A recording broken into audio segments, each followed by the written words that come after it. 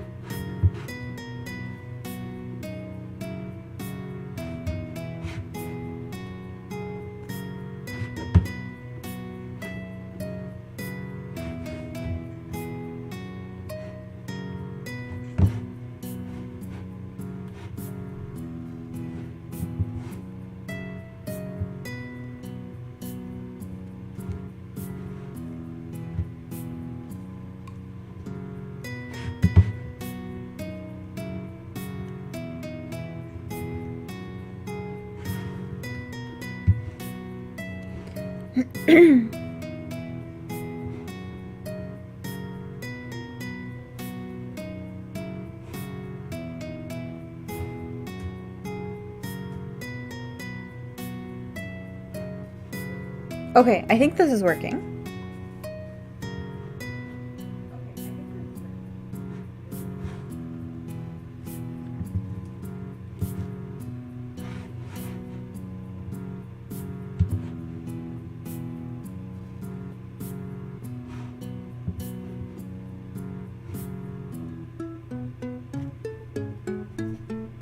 Okay, cool. I think I got it to work.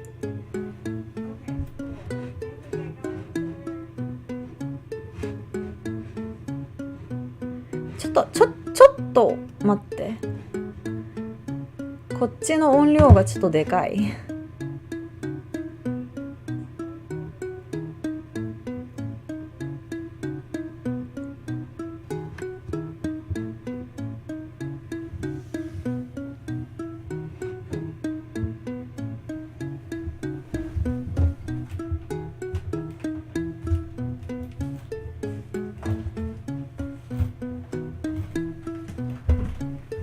よいしょ。いや、最近さ、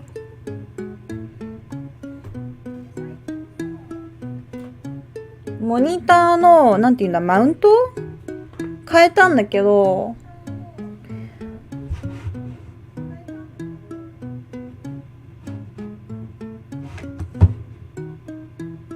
ちょっと失敗したなって思ってて、前のマウントの方が、なんだろう、いろいろ動かせたんだけど、ちょっと、今のやつ、ちょっとなんか、なんだろう、動く領域が前のよりちょっと狭くて、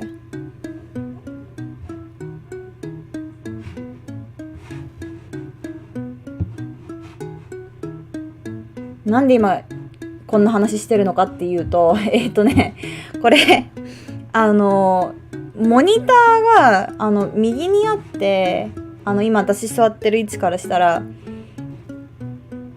ちょっと位置がおかしいと見えないんだよね、コメントが。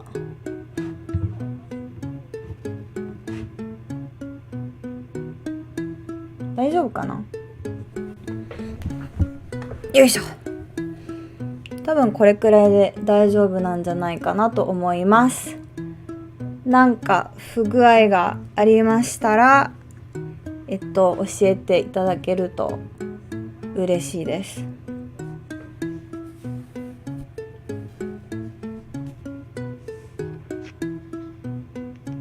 Yeah, I have to figure out this whole monitor thing. So I bought a new monitor arm for my setup. Because my old monitor arm was it's 10 years old, and it was so it was holding up my Cintiq, and I can't remember how exactly, how heavy everything was, but the Cintiq was right at the edge of how much this mount is supposed to be able to hold. And so I ended up just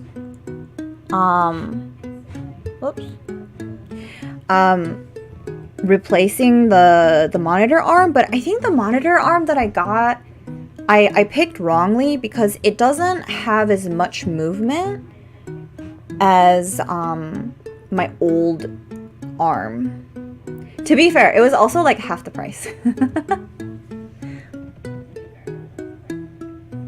But because of it, I was messing with it because from where I'm currently sitting right now, the monitor arm is to my right, and if I don't have it at a particular angle, the glare on it makes it impossible for me to look at comments. So I was trying to figure out how to get it so I can actually look at comments.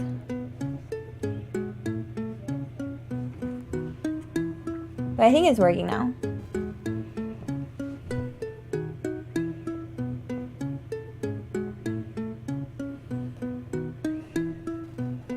So today is a Inktober stream.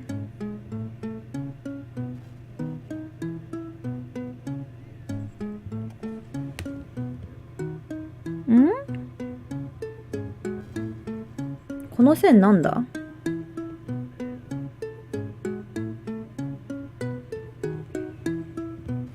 Sometimes I have like lines and I'm like, what the hell is that line? What was past me thinking? It's okay.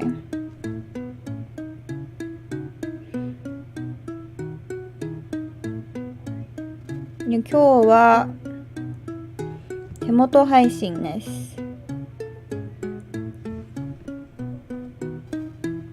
アナログイラスト配信です。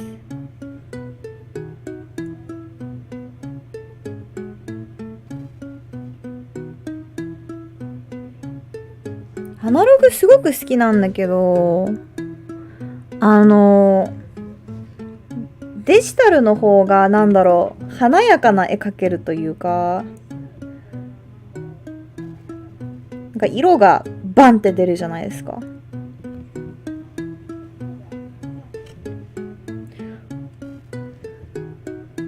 だから結局そっちに寄りがちと言いますか。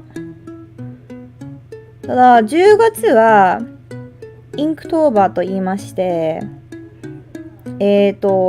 アナログ、インクで絵を描きましょうみたいなイベントがあるので、毎年やってるんですけど、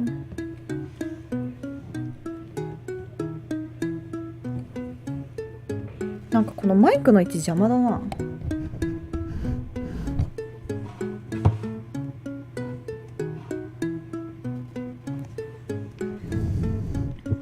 どうしよう。ちょっと。いや、マイクのマウントもね、壊れたんよ。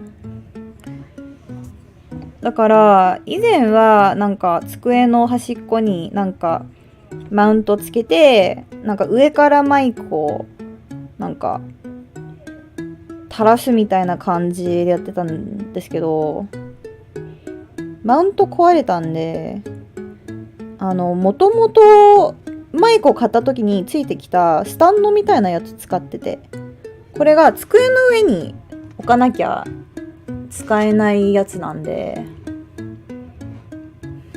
My mic is like in such an awkward spot. I don't know if you can tell. My mic is like right here. And every time I go to my ink bottle up here, I have to like go around it. But it's unfortunate because I'm using this because my mic stand also broke down. I used to have this like what are those called? Like bendy neck mount thingies for the mic. And I would like clamp it to the edge of my desk, and then you can like hover the mic over, so then it wasn't getting in the way of anything.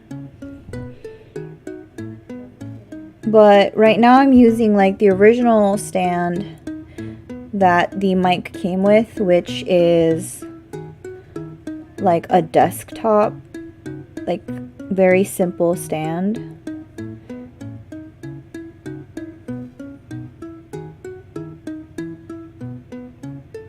It's just like sort of in the way.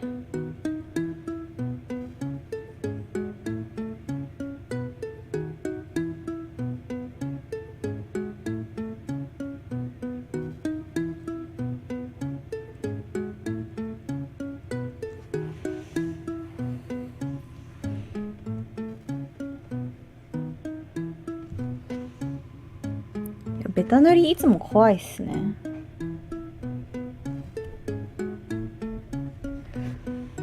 やっぱ一番暗い黒なんで失敗したらなんだろう、後戻りが難しいと言いますか。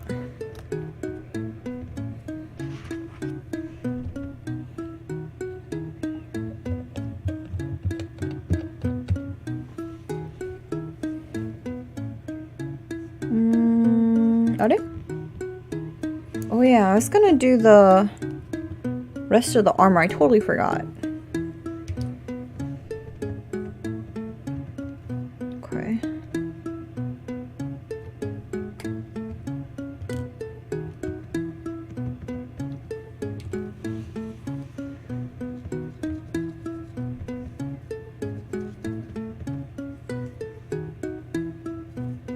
Still way too dark. Let's see. More water. I'm just trying to dilute my black so I can get a gray.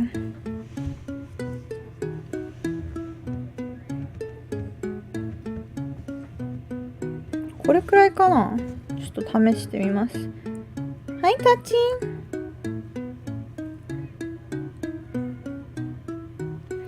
No, this is too dark. Too dark.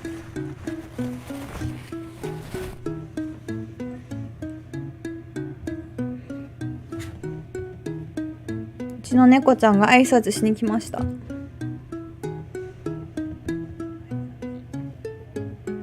挨拶っていうか、多分晩ご飯の時間だから知らせに来たんだろうな。Probably just like, excuse me, where is my dinner?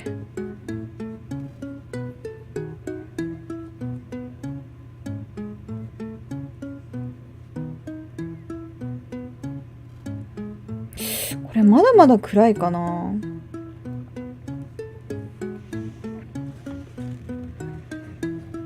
ただインクってたまに乾いた後色の印象がちょっと変わるからな。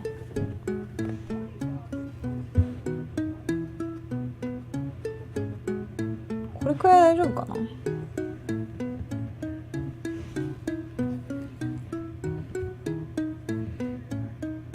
I can't tell if it's like legitimately too dark or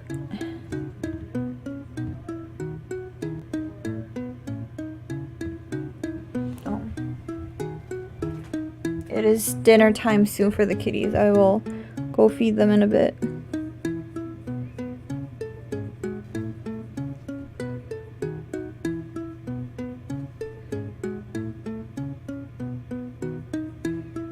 Yeah, especially this black I'm using. It's a great ink called Carbon Black by Platinum. And it's called Carbon Black because it's actually a pigment ink, which is rare, not rare, it's just not as common in the fountain pen scene.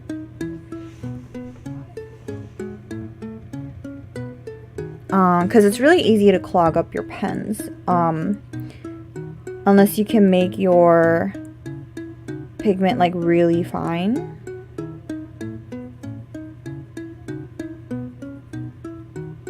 But because it's pigment, it's more prone to streaking than a dye-based ink.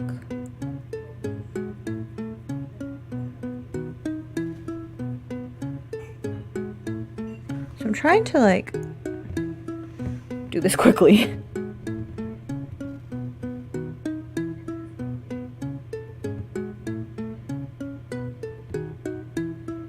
今使っているこのグレーですね。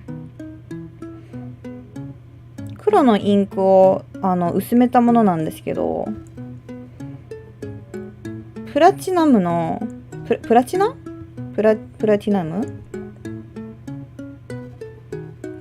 のカーボンブラックっていうピグメントインクなんて顔料？ピグメントって顔料だったっけ？粉のやつですね。なのでちょっと乾くと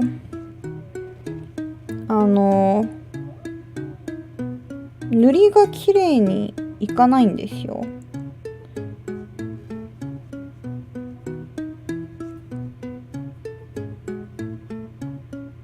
ちょっと早めにやんないと。こ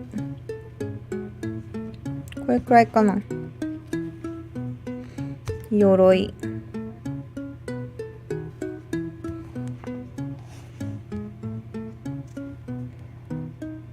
よし。多分 OK。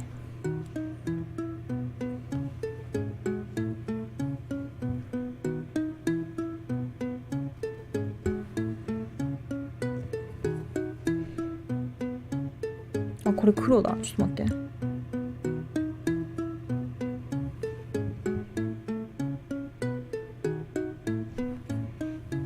つけすぎた。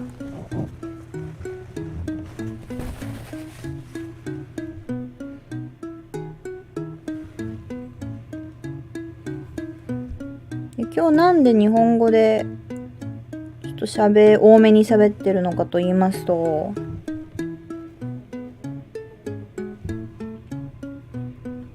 近所に日本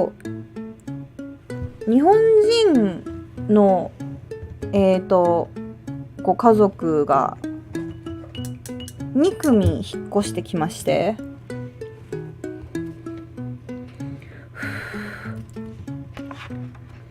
ちょっとご挨拶させてもらったんですけど、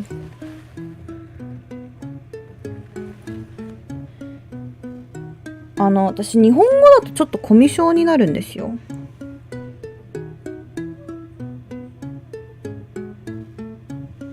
多分単に、英語の方が、ずっと仕事とか大学とかで使ってきたから、英語の方がコミュ力高い風になってるんですけど、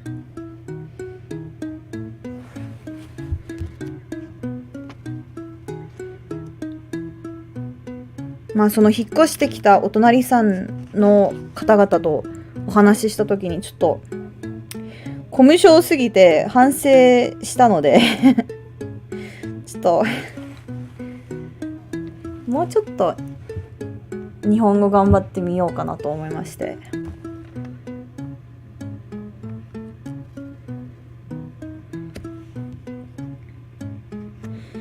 So the reason I'm speaking more Japanese today, the stream, I mean, to be entirely honest, I used to stream a lot more in Japanese. Like maybe a year ago, maybe 2 years ago. But it's because recently we had 2 sets of families move into my neighborhood that were Japanese. So I went to go, they came over and said hi. And my introvertness increases in Japanese just because I've used English more in like adult social settings like work and stuff like that. And so I've become a little bit more introverted in Japanese recently, I think. And so it's like, it's not good. Practice a little bit more.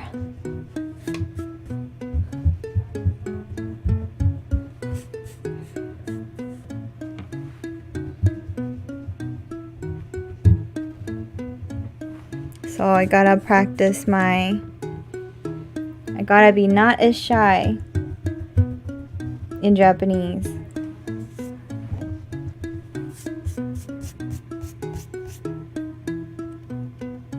I think it's like a relatively common thing though for like people's personalities. I don't know about personalities, maybe it's just like some of it changes a little bit depending on what language they're speaking.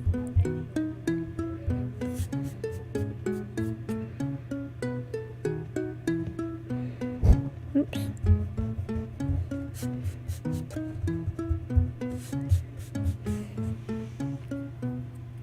なんかコウモリに似てなくないか？ちょっとおかしいかな。These ivies kind of look a little like a bat. It's okay.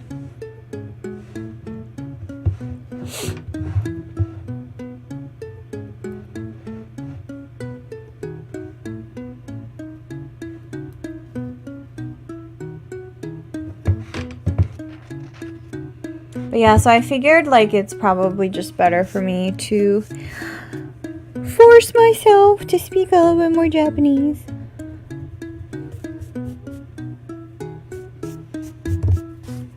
I try. It's always scary like filling in big chunks of like pictures with single colors because there's no undo in traditional mediums.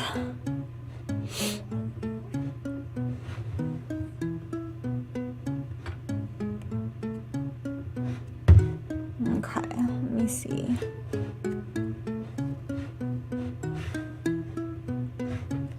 Okay. Oh yeah, so let me share today's ink. This is Diamine's Black Ivy. It is kind of a bluish green ink that sheens red. And the reason it looks like, I think the reason it looks like that is because this was actually part of their 2021 like Inkvent calendar. I don't know if you guys can see this very well. Oh yeah, you can really see that red sheen in the camera. But so Diamine every year has this ink advent calendar. So every like day close to Christmas, like you get a little gift of an ink bottle. And this is from 2021. In my local stationery shop, actually after the like Inkvent season, they'll release the inks individually for sale because why not? And they can make money that way. I get cool inks, like it's a win-win situation. And so they do that. And I just bought this one. It's a very, very pretty ink. Oh yeah, so it's green with red sheen because it's Christmas. That's what I was going for. 今日使ってるこの万年筆のインクなんですけど、これダイアミーネ。日本語でなんていうかわかんないんですけど、ブラックアイビーっていう、クリスマスのカレンダー、アドベントカレンダーっていうものがありまして、クリスマスが近づいてくる、なんか1日ずつ近づいてくるときに、なんだろう。なんかその日その日のちっちゃいプレゼントみたいなのがあって、なんか12月1日から、まあクリスマスの25日まで1日インク一つみたいな、そういう感じのカレンダーがありまして、これ2021年のカレンダーのやつですね。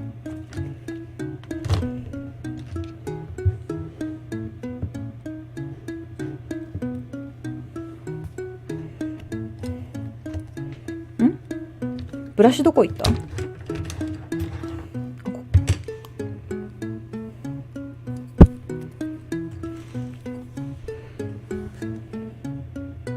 うちの、近くにある文房具屋さんは、その年の、クリスマスが過ぎ去ってしまった時に、残り物のカレンダーを、一つ一つに分けて売ることにしてるんですね。なので、この色見た時に、可愛いと思って買いました。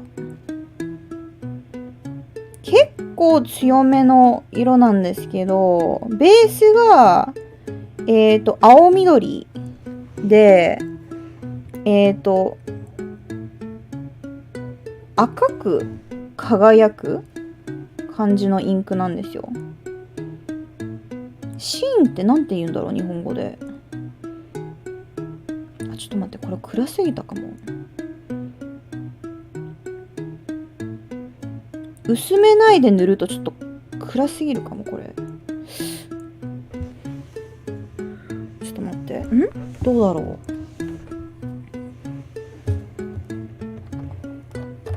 う。Is it actually a little bit too dark if I use this like...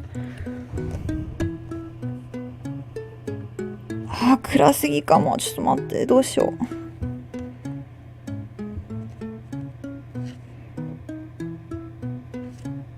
I guess I'm gonna dilute it a little bit because this is super dark.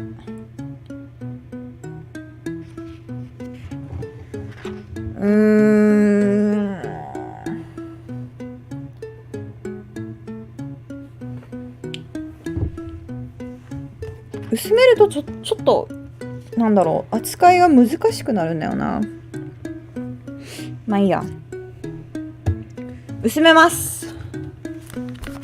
I think at 100%, this color is actually a little bit... This ink might be a little bit too much for what I was going for.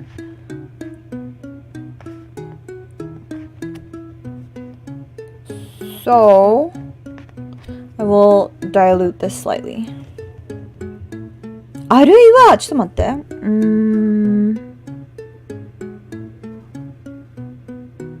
Unless I can use my water brush and spread it out a little. But that'd be even harder.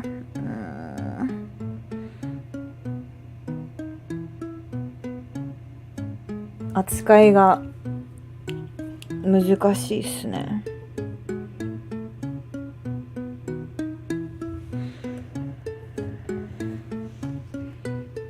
どうしよう。やっぱり薄めよう。ちょっと薄めるだけで。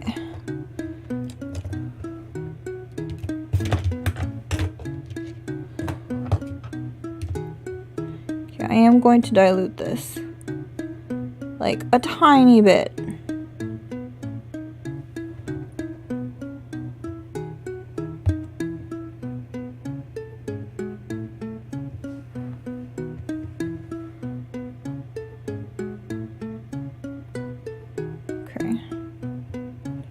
How is that? Let's see.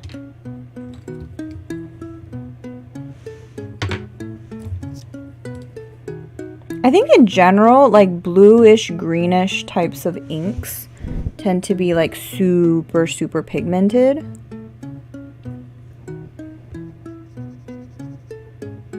Ah, これいいかな？いや、これでも結構暗いぞ。ちょっと待って。definitely sheens less, but it's still dark as heck.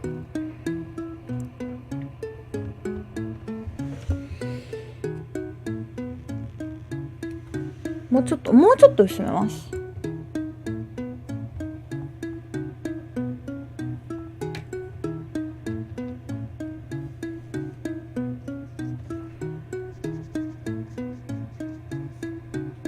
Okay, let's try this color in like a smaller area.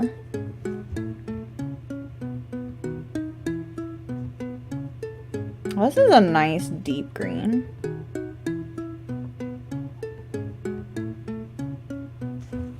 I don't know if it overpowers like the black though. I think that's my biggest concern right now. Because the black that I have has a bit of like a matte like glow kind of to it. So if the ink overtakes it, yeah, I think the ink is still darker. 難しいこれ。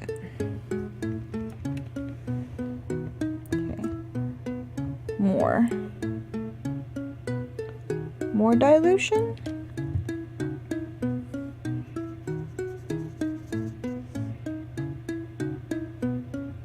But yeah, so blue-green inks in general, I feel like a tiny bit goes a long way. っていうかさ、これ黒の上に塗ったら見えるの？あ、見えるかも。ちょっと待って。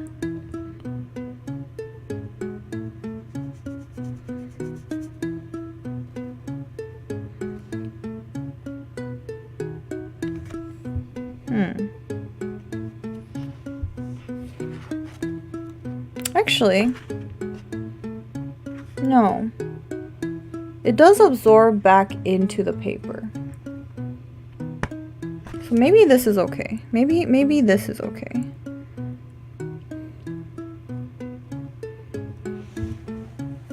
Let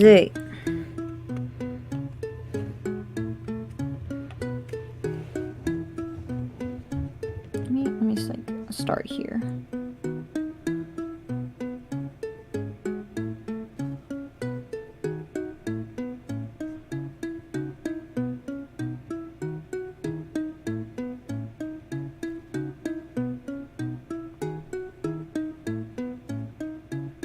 Yeah, that's nice. I think that's nice. I'm like questioning my own judgment. It's also hard because my current like, okay, I'm gonna turn off the light really quick because I need to figure out if that's a glare thing.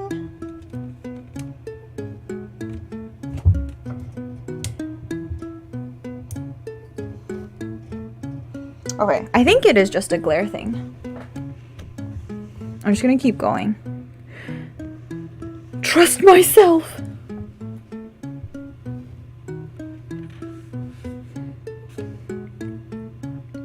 Kwa. アナログってさ、やっぱりアンドゥが効かないから、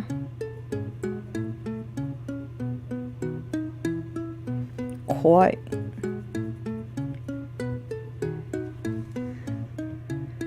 なんか一歩間違えたら今までやってきたものが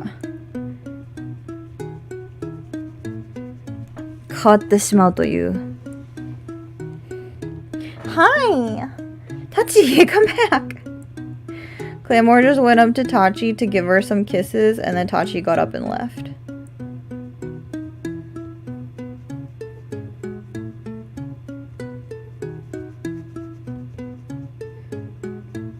Yeah, 我が家猫2匹いるんですけど、お兄ちゃん猫は妹猫のこと結構好きなんですけど、構いすぎて妹猫の方がなんだろう、うざってなって逃げていってしまうというちょっと悲しい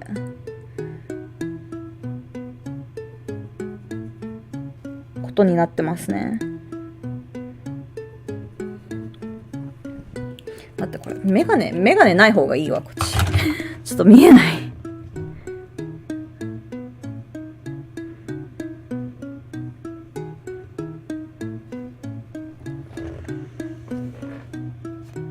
This is such a dark green. I don't...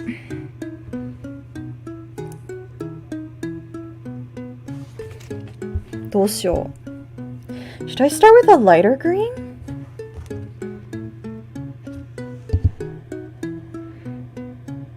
ちょっとこれ暗すぎて不安になってきた。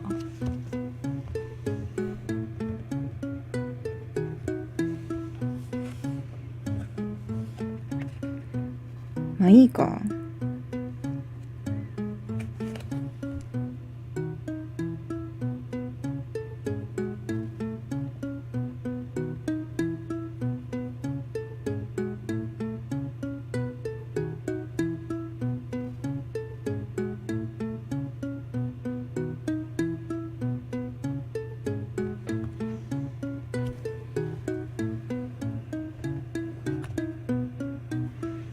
I mean, I guess the worst comes to worst, I'll just like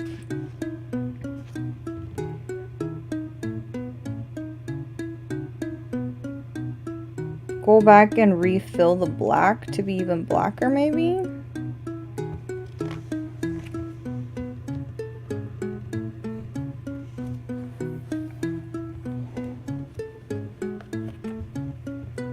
Fuma.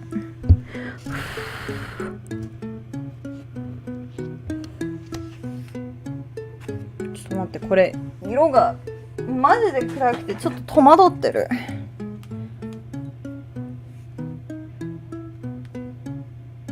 So you see the color's super dark? It might look like different from what I originally intended. So let me just check things. いや、大丈夫か？どうだろう。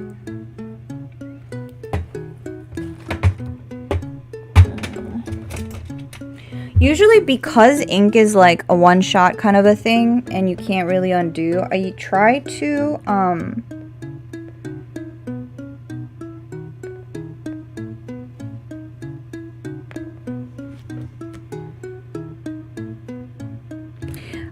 to sketch it out in digital first so that I can like decide on like the values and everything beforehand.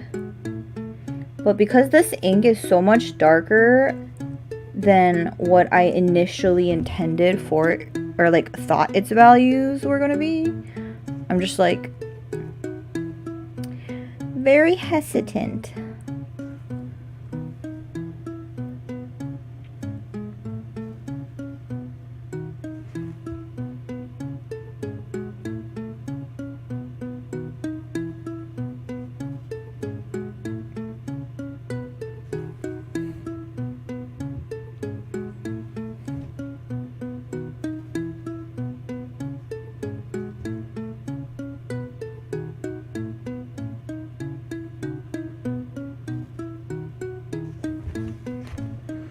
Well, maybe that's okay. Maybe it's okay if I don't know how this thing is going to turn out, because that is what life is. You don't know sometimes.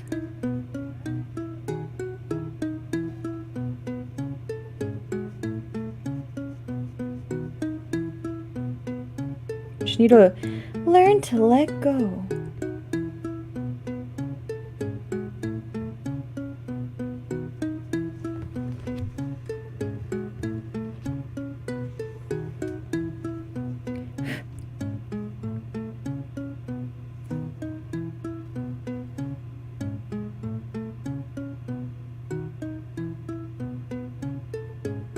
Can't believe tomorrow's Monday already.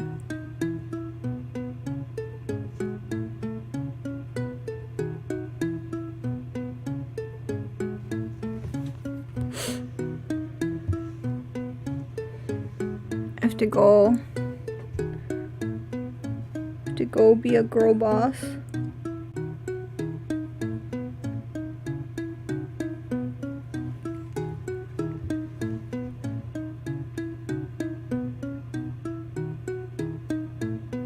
Corporate girly, as they say.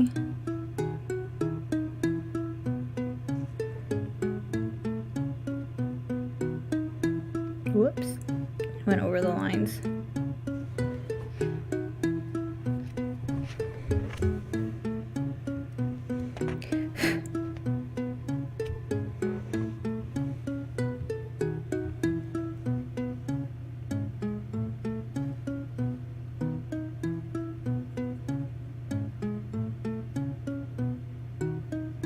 It's funny. I've been recently seeing, like, maybe it's just a TikTok thing, but I've been seeing, like, TikToks of, like, what is it? Office siren looks or whatever.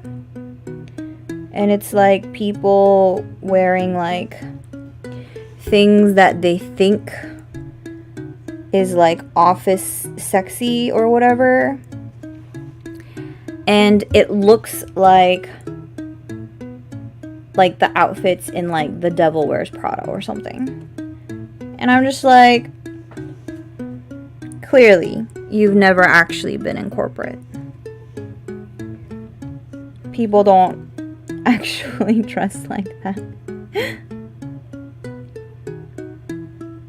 I mean, honestly, if you do and you want to look that way and your company is okay with it, like, you do you, I guess. But, like, I feel like most companies are not okay with that.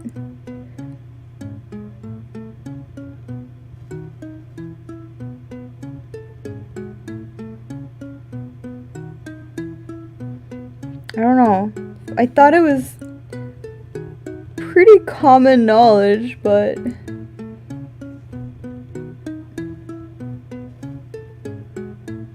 felt like maybe it was a show of how social media distorts. Oh yeah, hello land noodle doodle. Sorry, I like took off my glasses, so I can like barely read the comments. Yeah, also doesn't look the most comfy, and you're 100% right. Like, I see girls in like really tight pencil skirts and like really tight tops, and I'm like, you know what, sweetie, you look like wonderful. You look absolutely gorgeous. However, most people don't really enjoy their corporate jobs that much. Like, you want to be at least comfortable at that job, right? I don't know. I go to work in jeans and a zip up.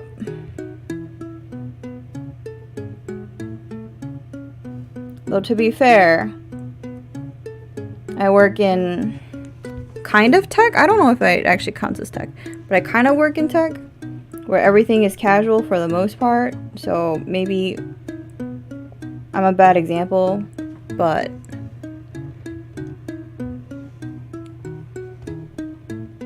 just be comfy. Actually, to be fair, I don't think I'm allowed to wear skirts at work because I might need to go into the factory. Yeah, sitting for multiple hours, dude. I remember when, like, back when I used to, like, go to conferences when I was in school, and I, like, bought myself a pencil skirt because I was like, I'm a big girl. I'm gonna wear this, like, maroon pencil skirt from H&M, and I'm gonna look super hot when I give my presentation or whatever, right? It was so uncomfortable because, like, the ones that, like, look flattering, they're usually really tight.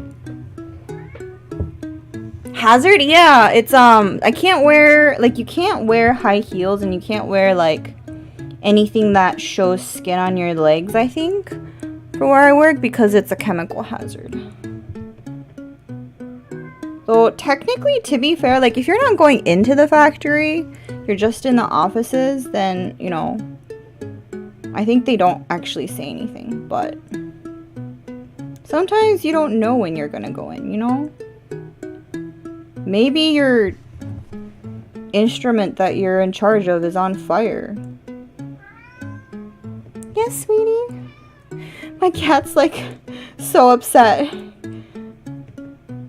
She's so hungry.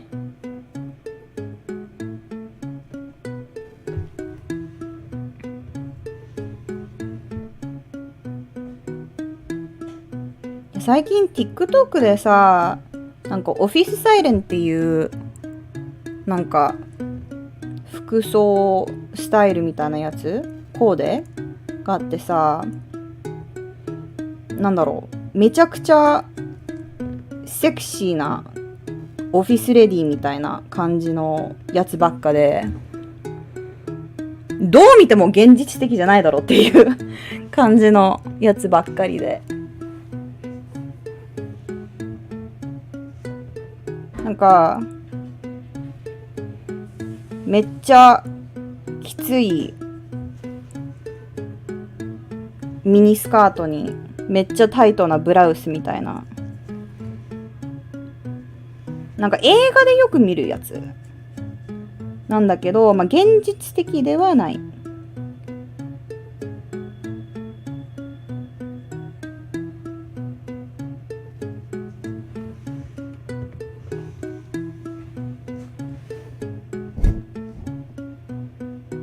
あと働いてるんならさ、なんか少しでもなんだろう、余裕があるような服装の方が、なんだろう、締め付けない感じのやつの方が働きやすいのではないでしょうか。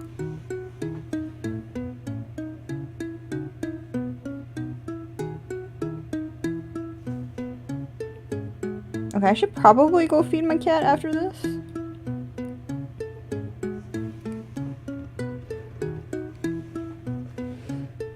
Oh my god, I can't see.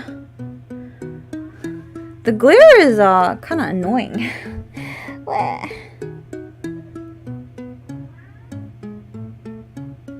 I may need to rethink my current setup. Although to be fair, I don't do like ink streams that often. It's really only the month of October. ちょっと見えない。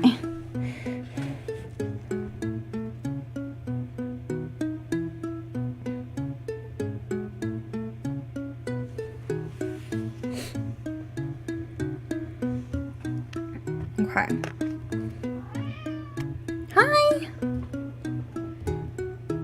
I know. You're hungry. Yes. Look at you.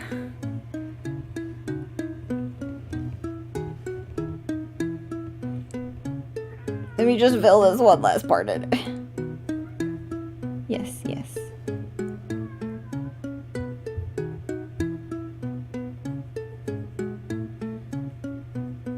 I feel like cats always act like they haven't been fed. Like you're like 10 minutes late and they feel like they haven't been fed in days.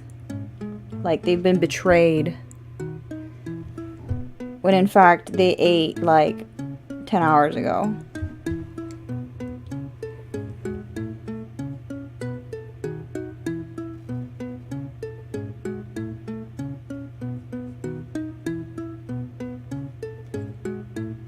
うちの猫の晩ご飯の時間なんですけど、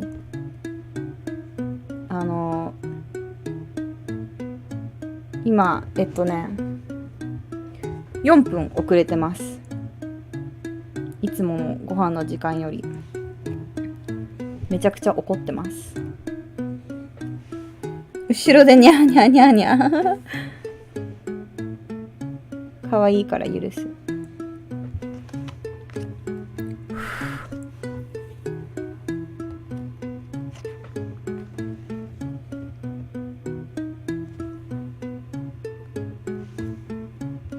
Cats do that too. Very yappy. How cute. Honestly, it's cute. So everything is forgiven. Although recently, my cat has picked up the habit of like meowing first thing in the morning. Like she didn't used to do that. But like otherwise, she's very healthy. It's just that at like 7 in the morning, she like starts meowing. And I'm like, ma'am, you don't get fed for another 2 hours. I don't know what you're in the rush for, but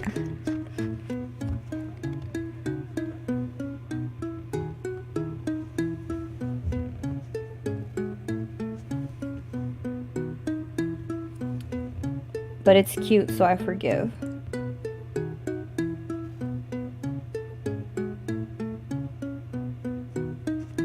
So I've been like trying not to respond to her when she does that, because I heard that if you don't respond, they'll like get it after a while. So far it has not done much.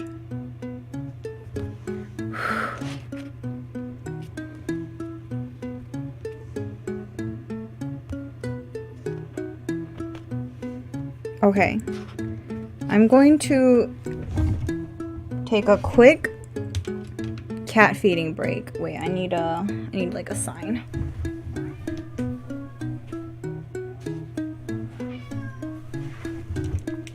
First stage natural alarm clock. Honestly, it's true.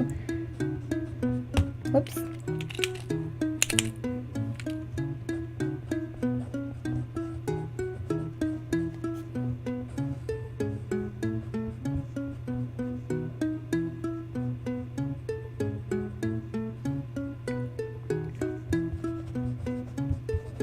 Okay.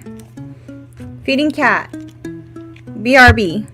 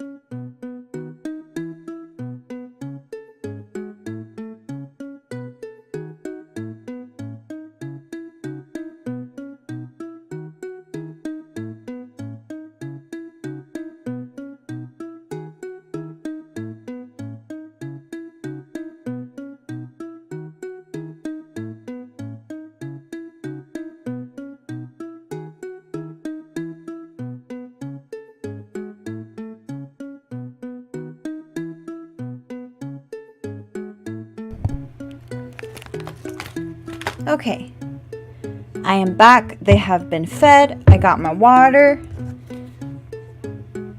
Got a little snacky snack.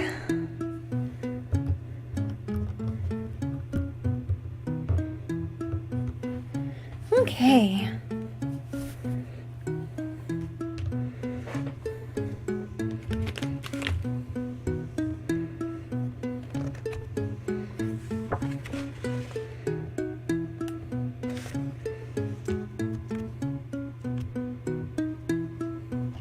Just trying to check my colors.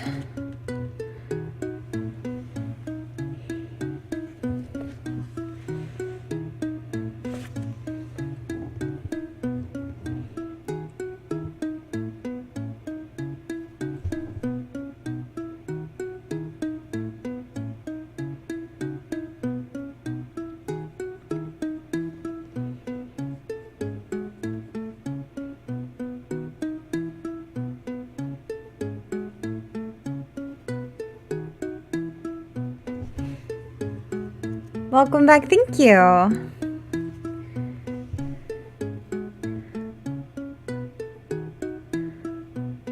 So tonight, earlier for dinner, I made a kabocha soup, like kabocha squash soup. It was delicious. So I visited a relative last weekend, and she took us to a farmer's market.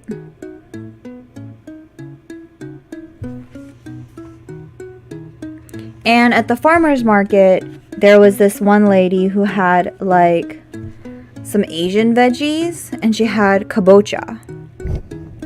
And I love kabocha. It's just not a super common food that they have at grocery stores. So I don't usually get to have it, but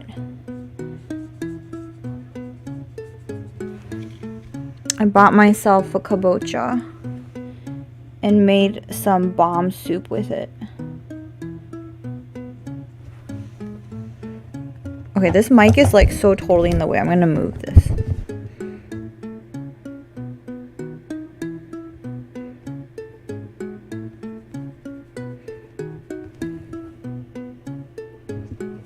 But it was I thought it was gonna be really hard because I wanted to make, what is it? Kind of like a creamy bisque type soup.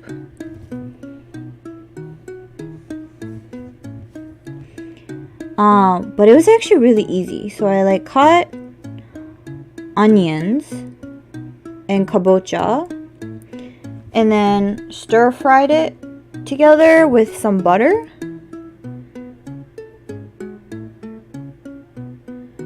And then boiled it in enough water to cover everything. And then I had a little blender that I used to blend everything into a smoothie consistency. Honestly, no joke, the hardest part of the entire ordeal was cutting the kabocha. That thing was hard.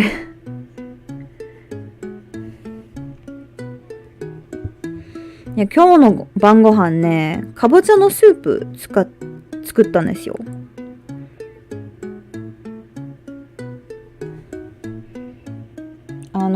かぼちゃってアメリカにはあんまないんですよ。普通のでっかいオレンジ色のかぼちゃではなくて、日本で食べる感じの緑のちっちゃいやつね。そっちのかぼちゃアメリカでは結構少なくて、私すごくかぼちゃ好きなんですけど、アメリカのかぼちゃってちょっと味が違うんですよ。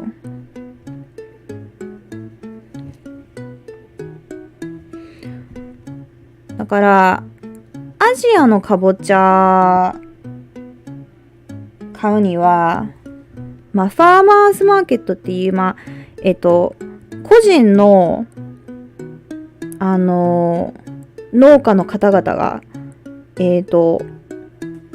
作物を売るマーケットみたいなやつがありまして、そういうところで買えるので、先週、親戚の、方のところに遊びに行った時連れてってもらいました。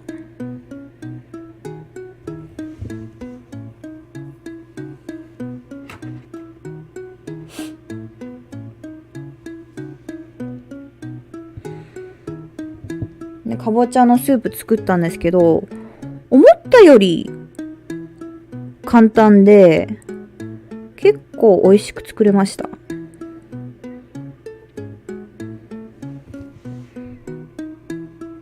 Okay, is that all? I think that might be all.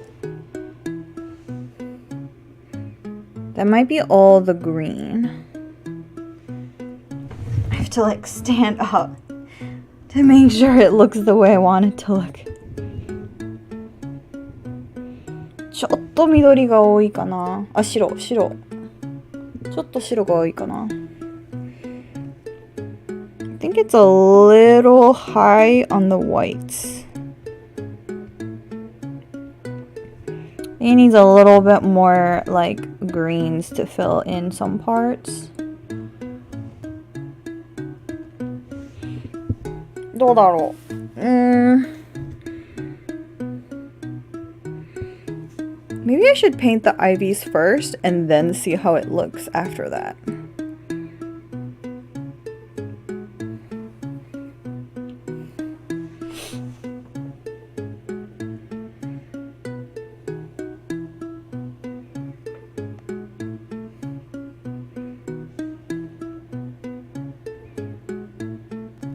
ふむ。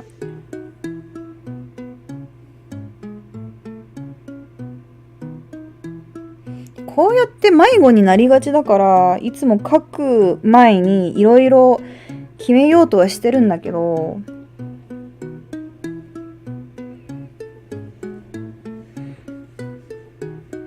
難しいんだよな。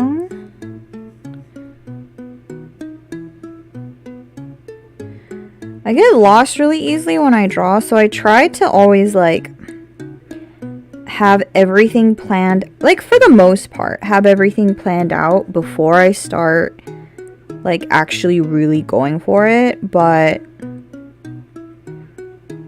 it's really hard because sometimes the colors don't look exactly the same, the brightness and darkness doesn't look exactly the same, etc.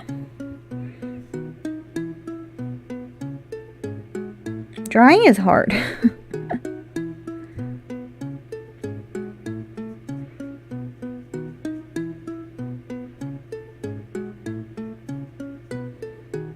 お絵かきって難しいんですよ。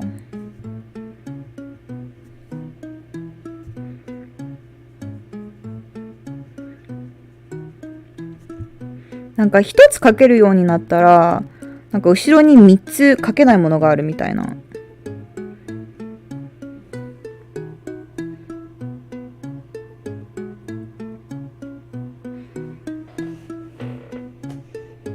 なんかこういうこと考えられるようになったらきっと紙絵師になれるとかって思ってると、なんかそれ書けるようになってちゃんと考えられるようになって、で落ち着いて見てみると、いやこれ書けるようになったけど、実はこれも考えなきゃいけないみたいな。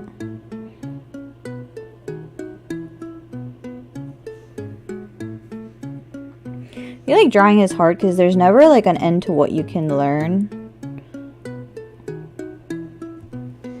Like, I'll always think, oh my god, if I learn how to do this one thing, like if I learn how to actively think about this one thing, then I'm sure I can figure out like this and this and this.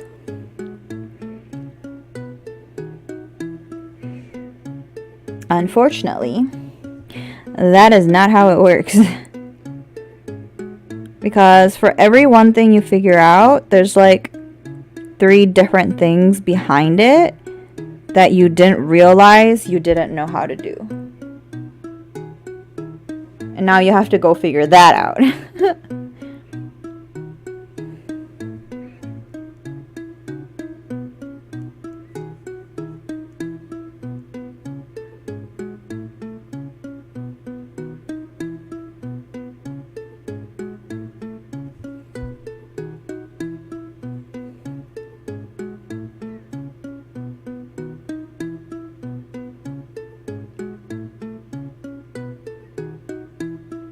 But I suppose it is fun in the way that, like, it's never ending.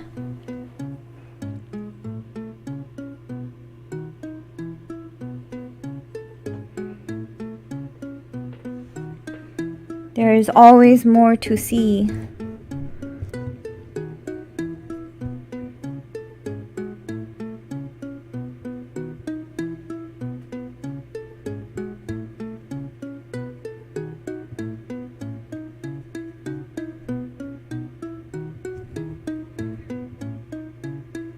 Ah, 間違えた. No one saw that. No one saw that mistake. That's okay. I covered it up with ink. Nobody will be able to tell.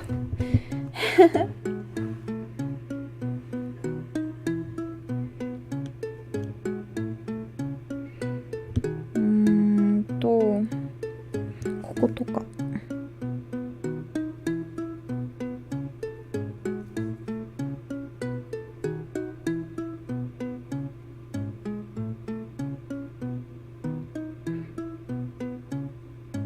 This is probably like one of the few like dark inks that I've done an Inktober for, because I have such a preference for like really light inks.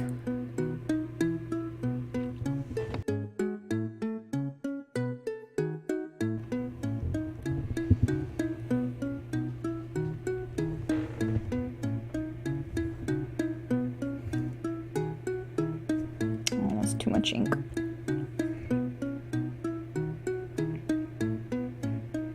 Like the almost illegal, illegible type inks. That's like my usual go-to.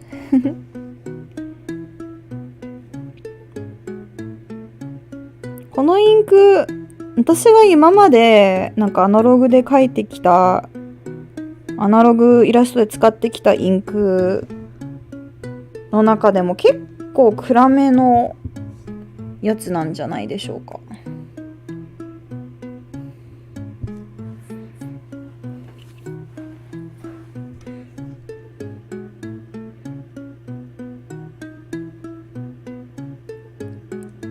結構いろいろ書いてきたけど、個人的には私明るめの色のインクが好きだから、暗めのやつあんまり使わない気がする。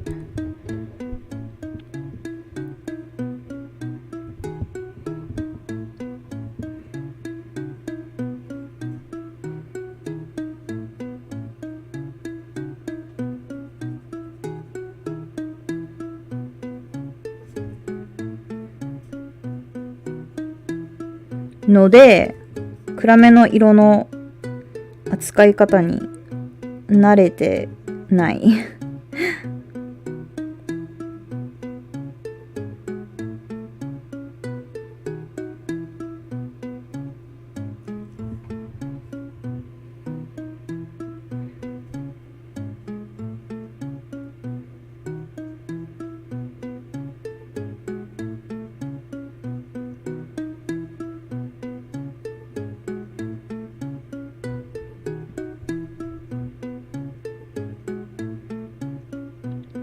Okay. So far so good, so far so good.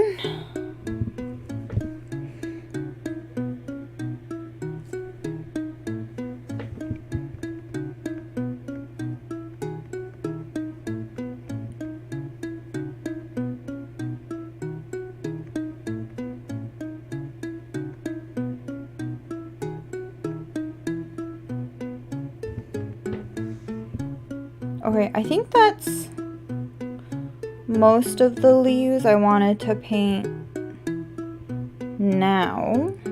Actually, let me fill this part in because I think it'll look better if I fill it in.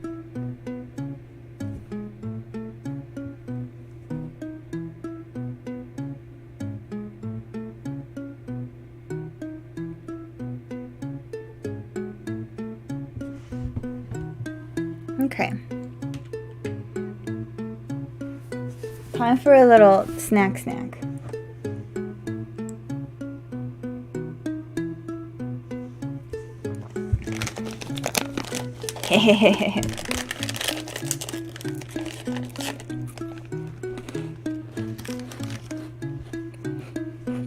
Honestly, drawing takes up so much brain power.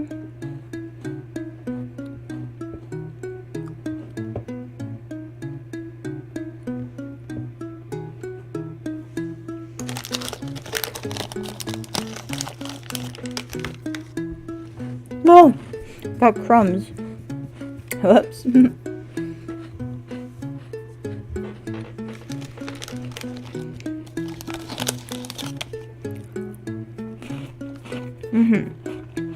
Let's see, what do I need to do next?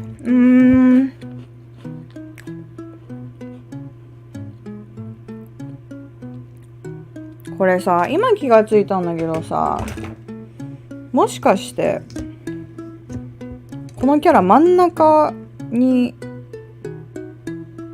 置いたつもりなんだけど、真ん中にいない？いや、そんなことないか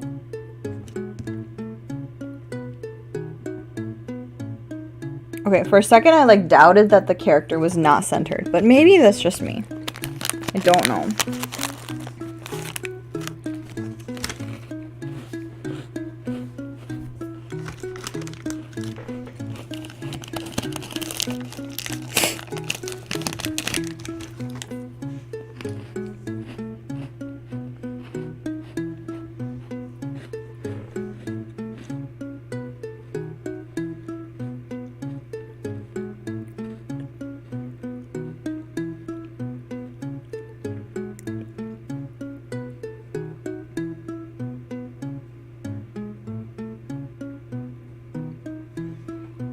I haven't decided what I want to do for Halloween yet.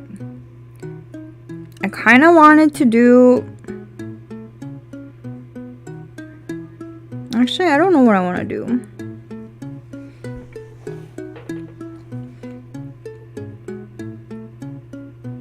Kind of wanted to do Dr. Eggman from Sonic.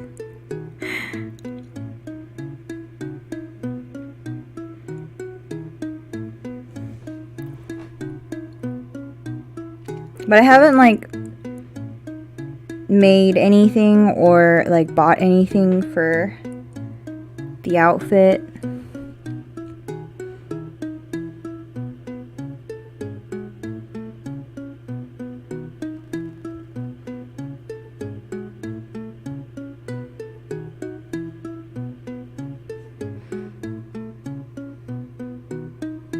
So still very much in the air.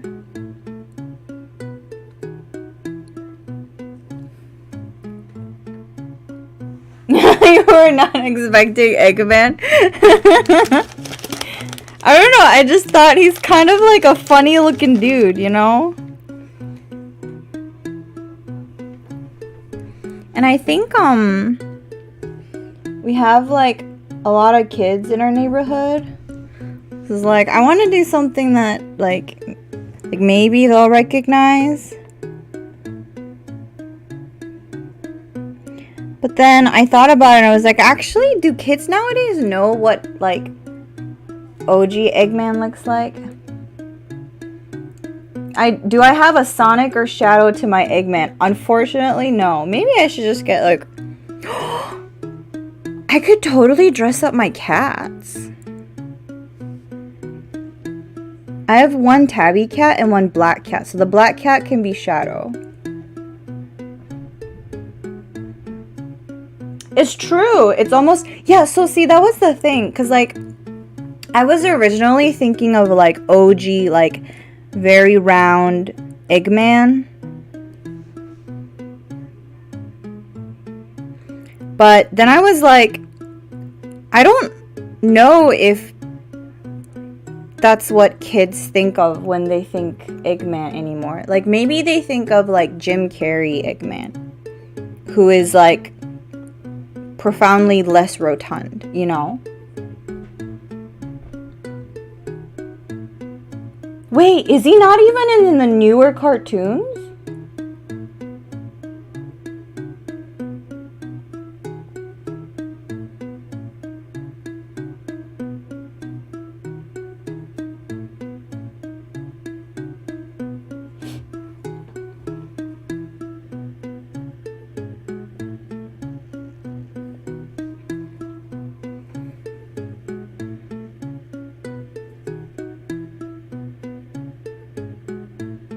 Yeah, I don't know. I did also see this post about how, like, Jim Carrey went into retirement. And he was like, oh, maybe I'll come out of retirement for, like, something that he feels really strongly about. And then he came back for Sonic the movie, the third movie. I just thought that was poetry.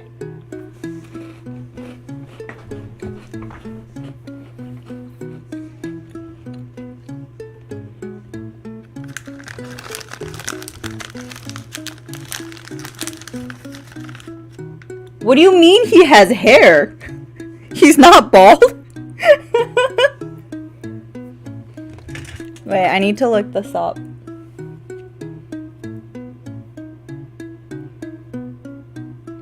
I haven't seen any of the newer stuff, except the movies.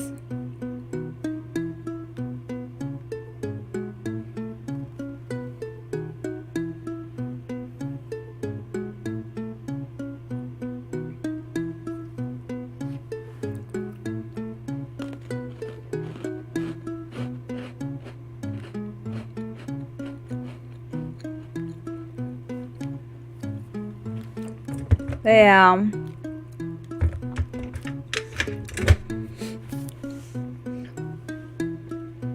I still remember, like, when they dropped the trailer for was it it was the second movie that they had Knuckles in, right? I'm pretty sure it was the second movie. And it was like Idris Elba's voice, and I was like, that's a nice voice, but that's not what I expected out of Knuckles. I don't know. It seems he's bald at some point, but the first things that appear have hair.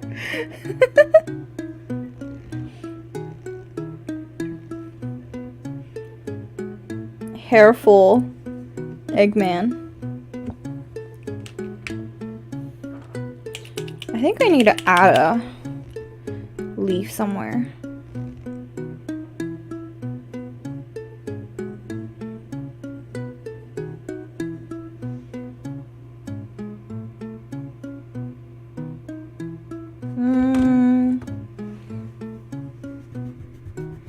Where do I want this leaf to be?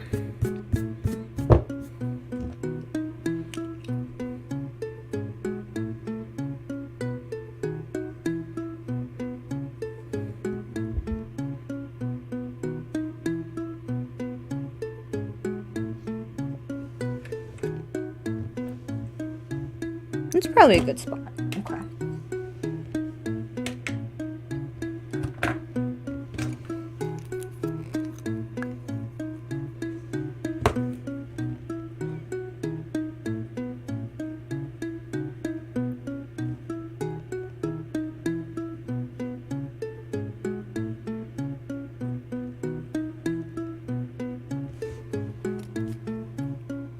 Okay.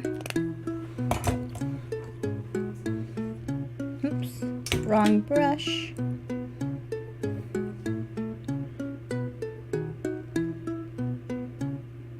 But yeah, I bought some like solar powered like garden lights, so I can put it up in the front as like not Christmas, Halloween decorations. So right now, like, I put like pumpkins and stuff up in the front, but it's not very spooky. So I was like, how do I make it spooky? And I thought maybe if I like lit up the sidewalk up to my door in like red light, maybe it'll look spooky.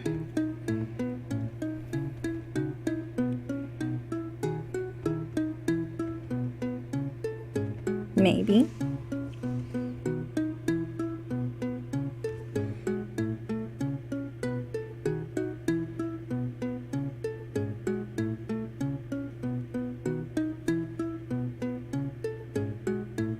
Sometimes I'll see like houses that go all out for Halloween, and I'm like, I want to be that cool someday.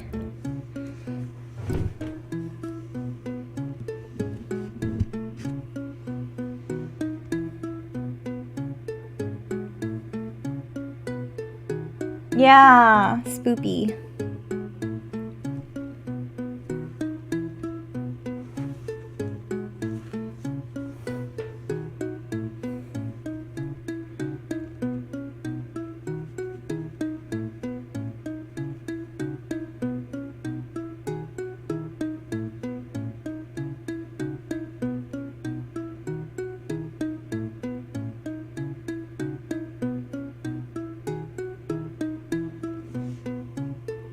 Okay.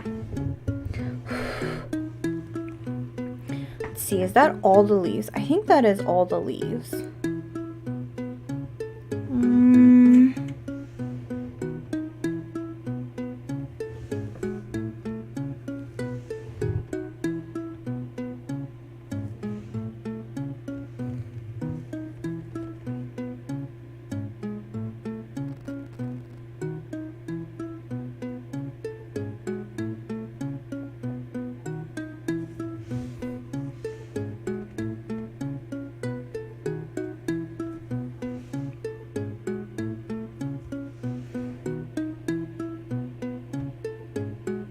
I was trying to plan out which inks I want to do after this, and there's still so many more.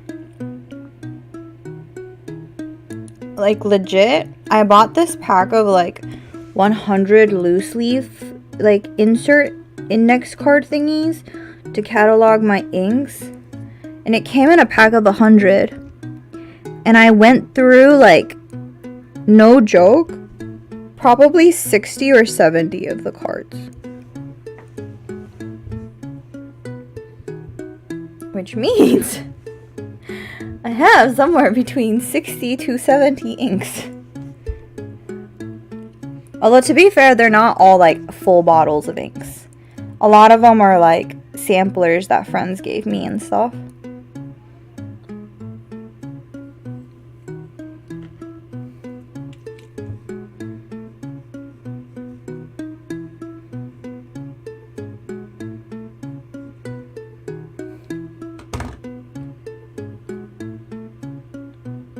Is this an OC? The R looks really nice. Thank you. I guess it's an OC. Well, it's not like a character I have any like background for. It's just I was like, I'm gonna draw a female knight. And that was as far as my thought process got. But thank you. I'm glad you think it looks nice so far.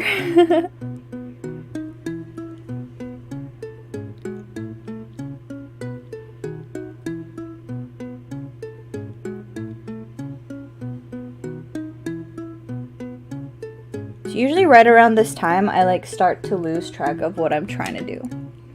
What do I want to do? I need to swatch and catalog all of my inks, but I'm quite lazy. And you don't have dip pen or brushes. Honestly, I used to catalog my inks all in these like tiny little strips. And I had that for like years before I decided, okay, I need to make an actual proper, like, pretty catalog.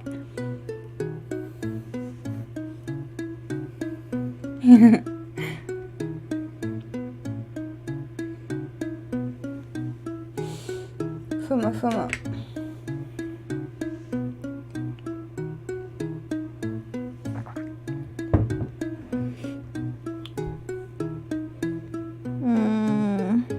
迷った。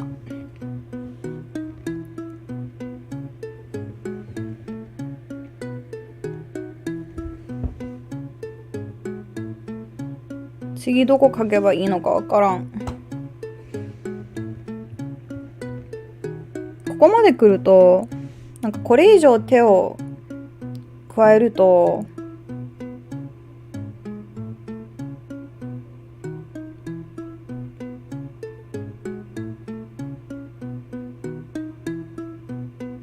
どうしよう。What am I doing? Okay, maybe I'll start adding a little bit more lines because I don't know where I'm going. I wind up swatching them in my unused Hobonichi pages. Honestly, that sounds great because, okay, I used to use like the daily Hobonichi. I think I had it for like 2 years, but I ended up always like I never like remembered to do like pages consistently.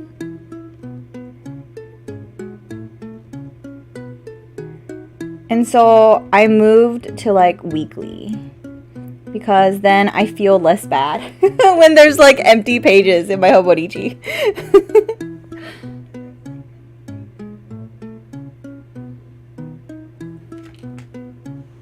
Whoops. There it goes.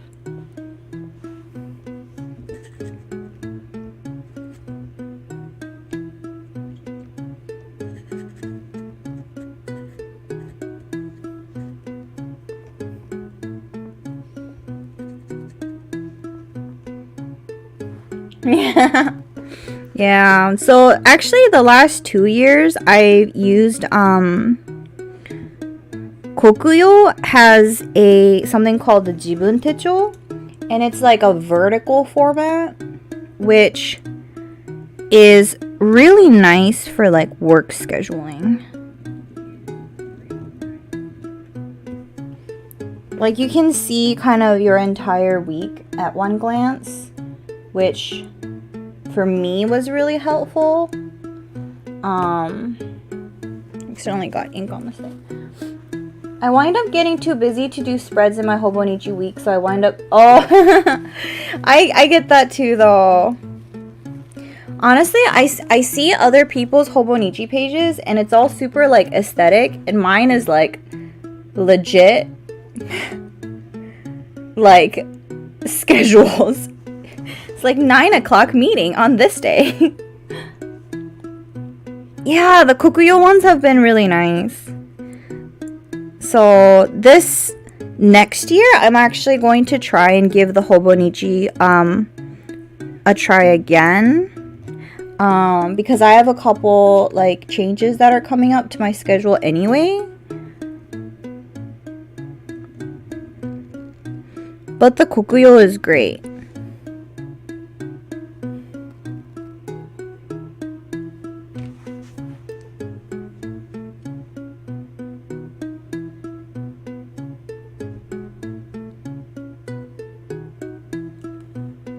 I made my own standards too high. I need to admit I don't have time. It just washi.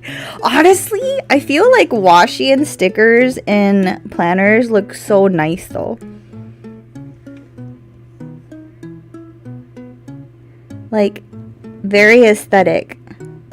Especially if you can like get your pages to have like a specific theme of washi.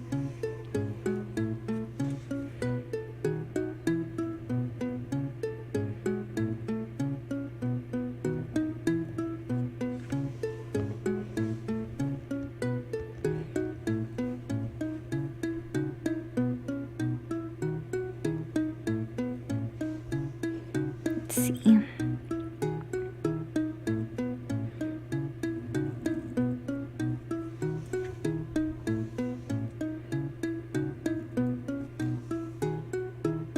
I've been following a couple like designer type artists on social media recently,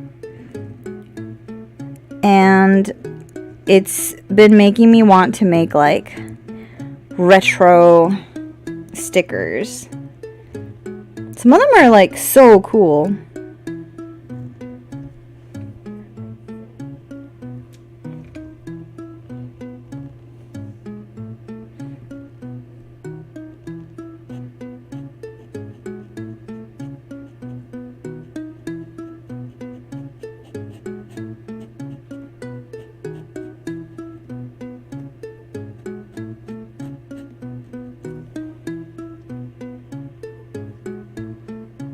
I like to do fandom spreads, but a lot of times I don't have enough supplemental decoration.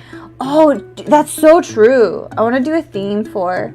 So I tried to DIY that. Yeah. No, that's so true. It's always like when you find like stationery that matches like a particular fandom theme, it's like jackpot. But it's really hard to find that sometimes.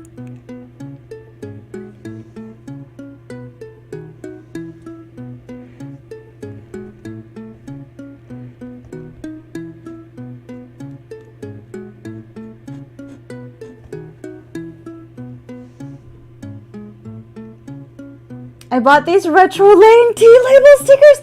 Wait, do you have a link? Oh my god. That's actually so cool because one of the things that one of the merch that I've been thinking of making is like a tea tin set, like a Professor Layton tea tin set.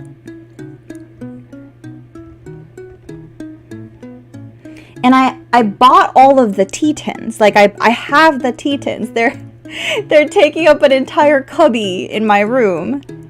But I wanted to make like gold foil stickers to go around it, like on like a regular like tea canister, and then like fill it with like, I don't know, some tea bags or something.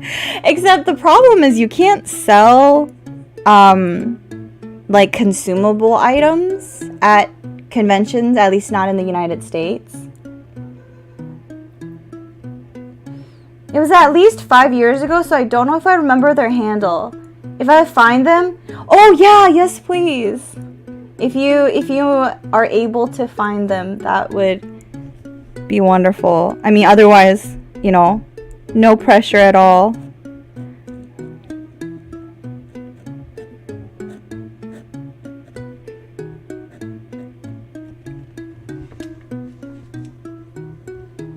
Yeah, I wanted to make this those like tea tin ones, but I keep putting them off.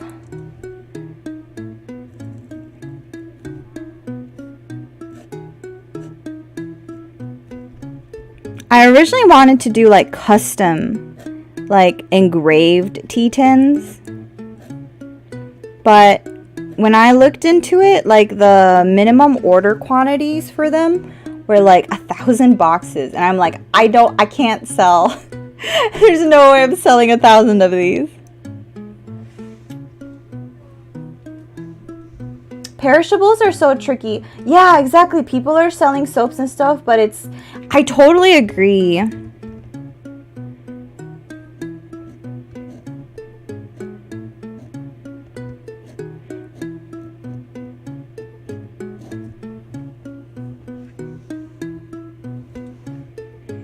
And like I know like nobody means any harm, but like I also don't know like how long those soaps last, for example. Like cuz I see a bunch of them that use like goat milk and everything and in soaps, and I'm like, they smell great and I've used them before, but like what if they're on your shelf for a year? Like, do they spoil? I actually have no idea. Engraved or embossed, or would that actually I guess maybe embossed is the right word. You know how sometimes when you have like, oh actually, okay, I have a really good example. So this is like a fancy hot chocolate like canister that I bought like a long time ago, and then I thought it was cute, so I didn't throw it away because it was expensive. But it's like, I guess this is embossed. Like it's like, it like sticks out. It's like 3D. And then it's like printed on top of it. So I wanted to do like something like this originally. But like I've seen them for like little tea, like not tea, like little tin boxes. But like, and those I've seen before for like Zine like anthologies and stuff, but for the actual tea tin, they were like, oh, you need a really big MOQ, and I was like, gosh darn it.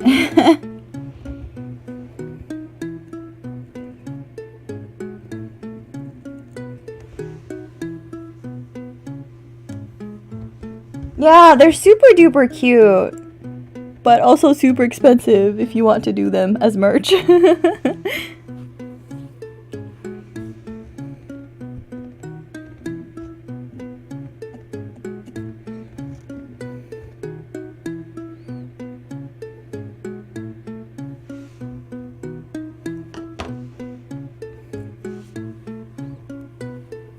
I've seen a lot of like metal boxes in Artist Alley, but just printed, not embossed. Yeah, they're really cute. Honestly, there's so much like stuff coming out in Artist Alley. Oh my god, I'm like too close to the mic, sorry.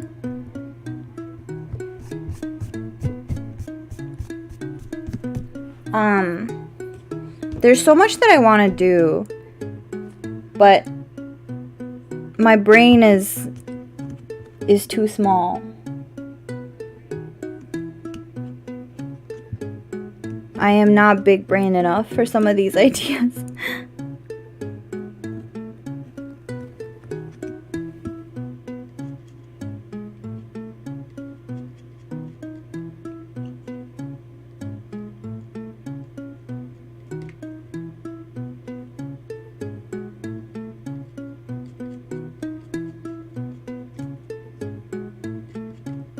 But I think that's why like Zine anthologies and stuff are so fun to do, because like they have a lot more people buy them compared to like single individual items. So like you can start making things that, you know, maybe have really high MOQs otherwise and wouldn't have been able to make.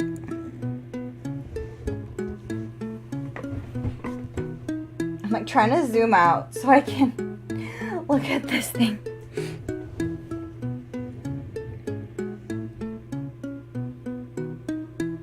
I'm very much at a point where I don't really know what I'm doing next.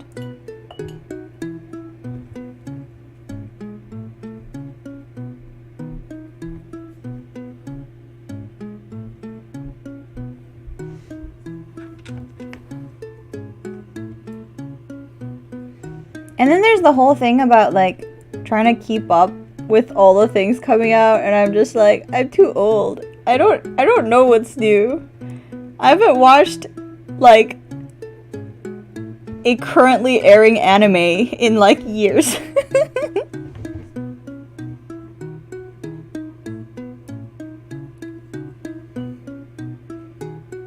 Let me just enjoy my old video games in the corner. I hope a Leighton Zine pops up. Yeah, same. You know, to be honest, I'm sure it will. There's so many like Leighton fans that have just been starved for new content. I feel like there will be enough artists that are like, we want to do this.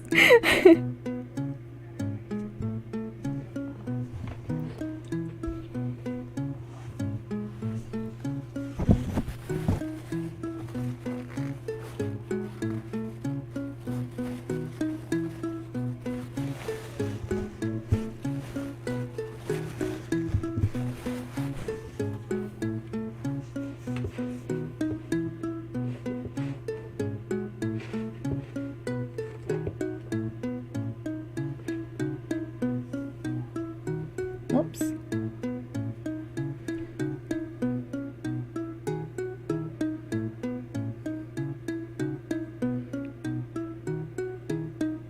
But yeah, honestly, I feel like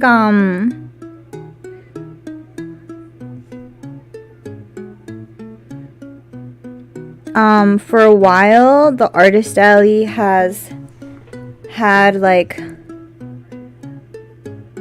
lot of like what is it, like uniformity in terms of like some of the stuff that is being sold, which is like not at all the fault of the artists IMO, but I feel like I've seen this discussion coming up more and more often, which makes me think that we might actually like start going the other way and people might like go back to their niches. Maybe.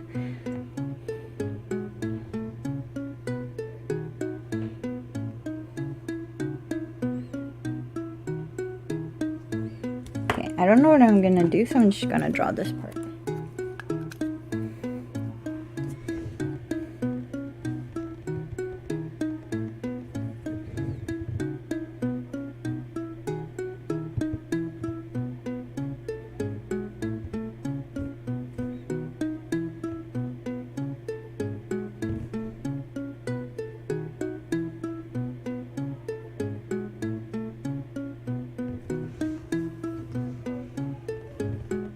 See.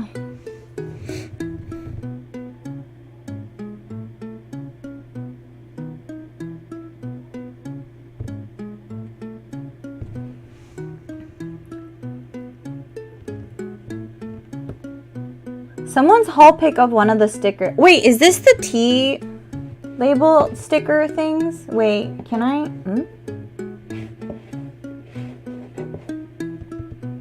Oh yeah, maybe. I've seen a bit of trend towards people. Yeah, I also think so. People making original stuff. Oh yeah, cute. That's true. Frogs were like a big thing for a while. But I do think like, I feel like one of the things that AI has, like the advent of AI generation thingamajigs has done is that like, I think there's been a lot of artists that ended up like going back to just kind of what they wanted to draw. Not to say that they didn't want to draw like fan art of popular stuff, but like more so than before. Like I've seen more people go back to like traditional mediums too.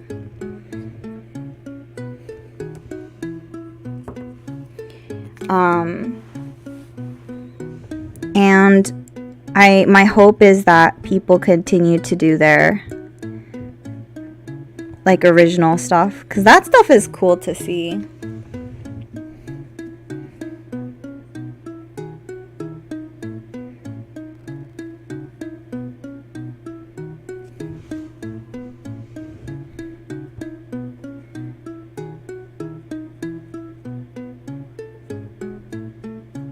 But it is still hard because it's so hard to get into some cons nowadays. And so there's like a lot of really expensive cons, unfortunately.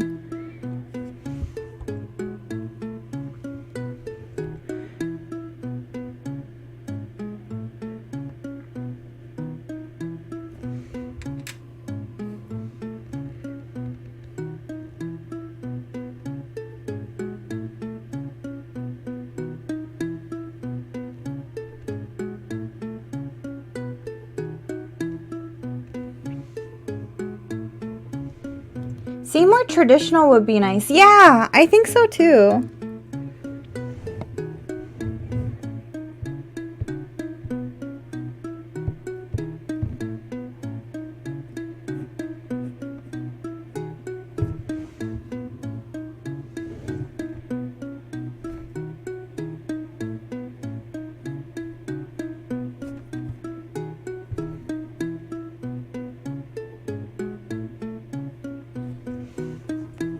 I have to like keep moving my head around because there's like a bit of a glare. I see a lot of friends go for cons that aren't really worth tabling at, especially for the price, but it's hard to get into other cons. So if they want to table, yeah, it's true. Like there's a lot of like local cons and stuff that you can't really say is like super profitable, but it's still like might be better than nothing kind of a thing.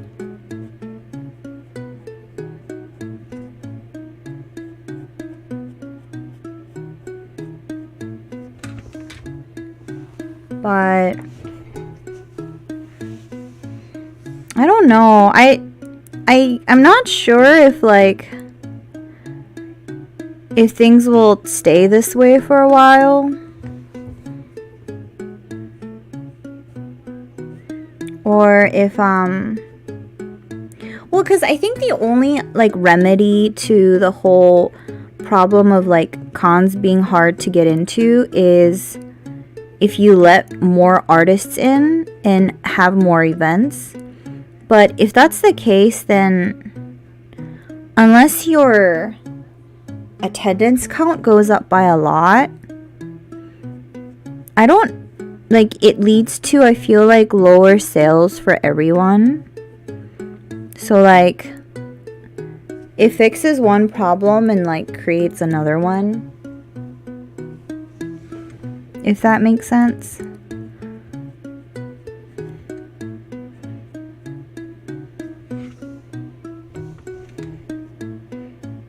I don't know, overall very tough.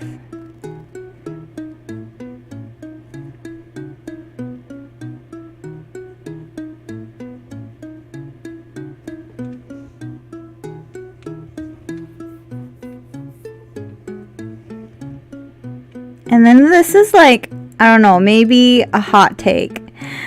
But like there's been an increase of like proxy studio sellers, if that makes sense. Yeah, the economy isn't the best right now either. Yeah, exactly. And then having too many cons. I totally feel like this year especially there was a big like, I really like watching other people's like artist alley vlogs and stuff. And it kind of seems like across the board there's might have been a bit of attendee fatigue, like you're saying. And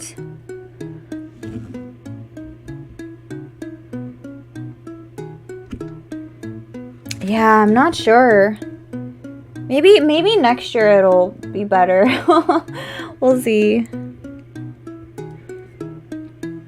But yeah, so I feel like there's been an uptick in like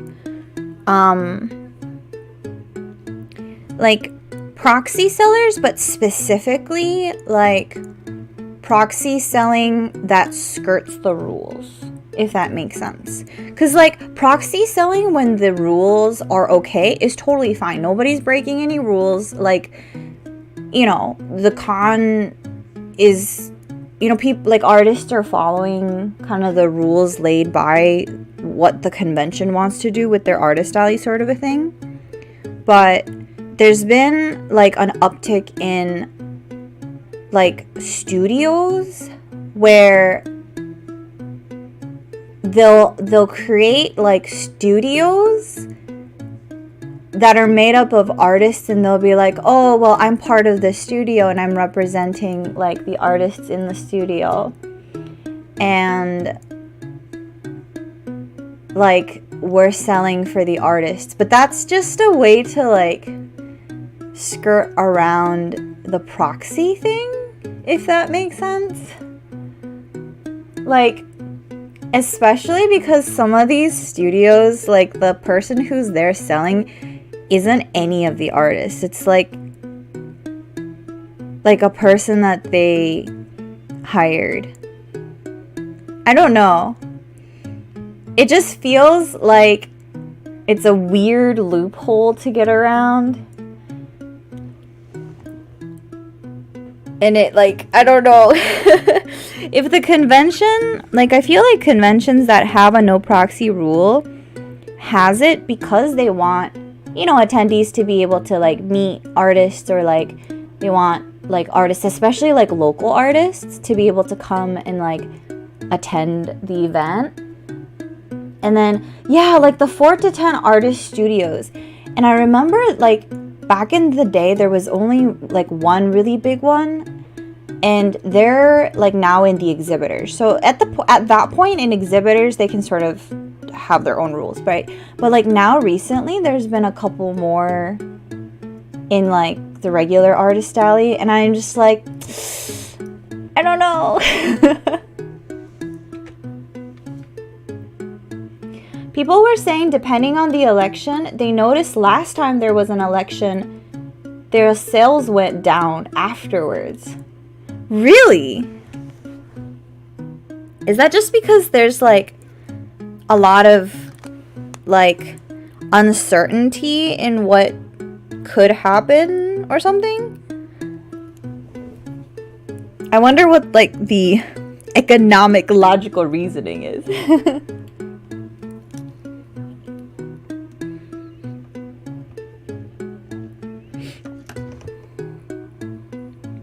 Okay, I'm going to attempt to do the vines now.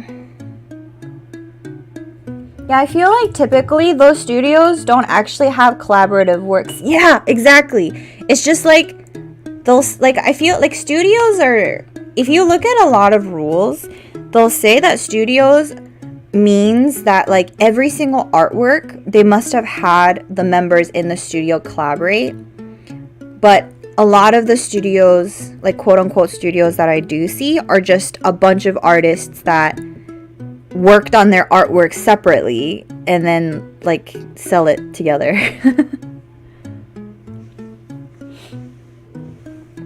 I think 2 to 3 people is fine sometimes. The skirt, that's true. I think what it is like if it's for like, I don't know, I think there's always a fine line between like artists who are like really like trying to make it like in like, how do I explain this?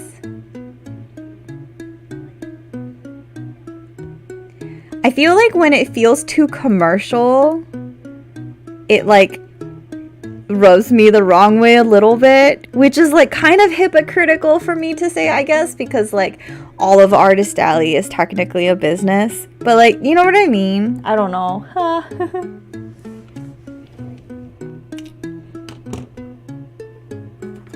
Yeah, it's like, yeah, exactly. So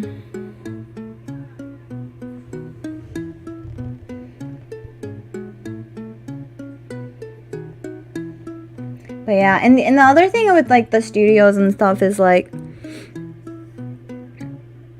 it like is able to pull in like artists from overseas. And I understand that like, you know, artists from overseas want to be able to, you know, sell their art here as well. And not everyone has like the money to be able to be here and everything, but there are definitely artists who are from overseas that are here and like selling and not breaking any rules. You know what I mean? And I'm just like, I don't know. It feels a little off that like some people put in a lot of effort to be able to like sell like without breaking any rules. I don't know.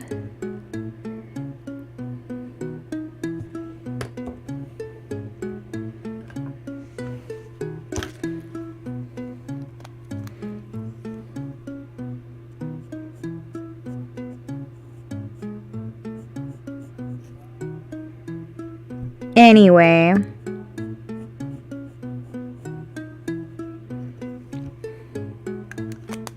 I do think a lot of times some event is better than no event though, especially because like you get data, you know what I mean, from like even from like smaller conventions. You can learn about your sales trends.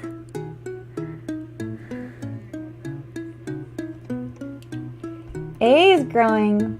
Yeah, I think I've heard of proxies for international artists, but it's only for a single artist rather than many, which, no, I totally agree. I totally agree that, like, if you have a single artist, it does somehow feel better. It doesn't feel as like hustly, if that makes sense.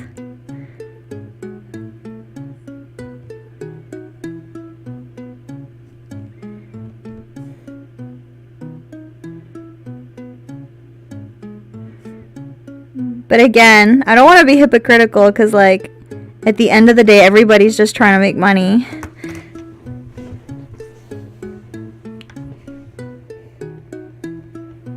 Yeah, it's fun to talk to attendees. And then there's always, like, I feel like even for, like, especially at small cons, because there's a little bit less traffic, you have a little bit more opportunity to actually talk to people.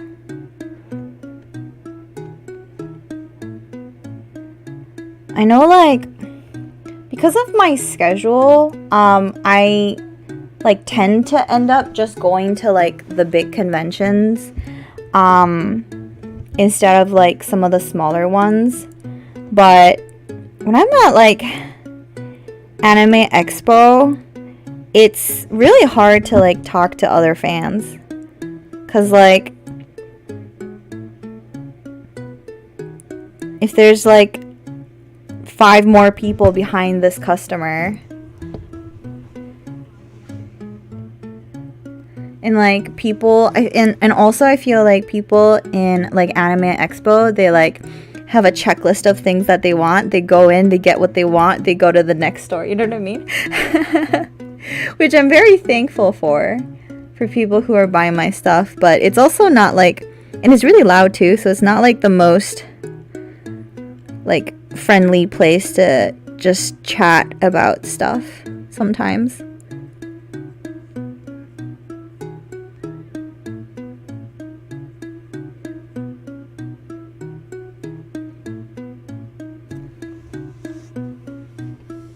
There's so much going on at AX. People just want to see everything. Exactly.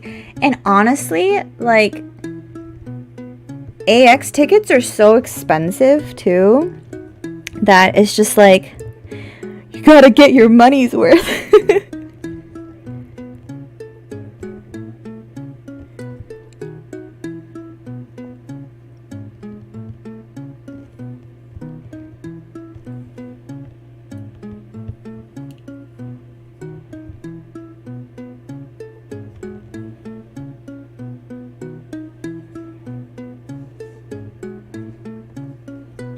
But yeah, I really wanted to do like my local con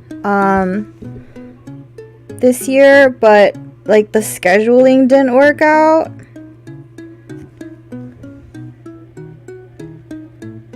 So I'm like, maybe next year.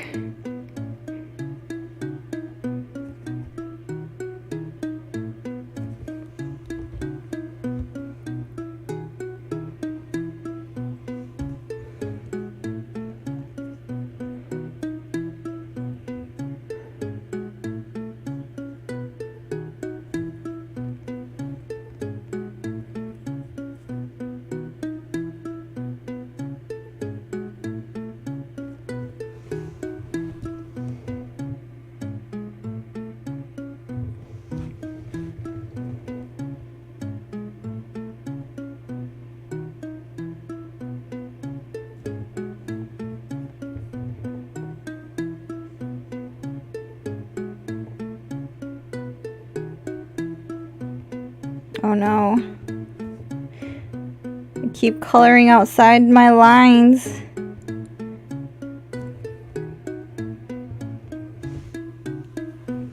Mood. Gamba for next year. Thank you. God, I gotta go through all my apps.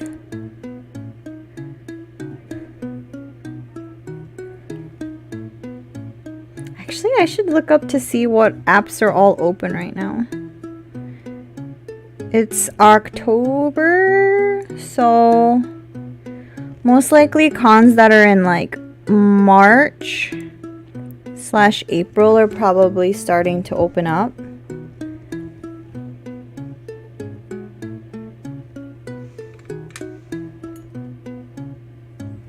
Oh, but I don't think I can do cons until like later on in the year next year though.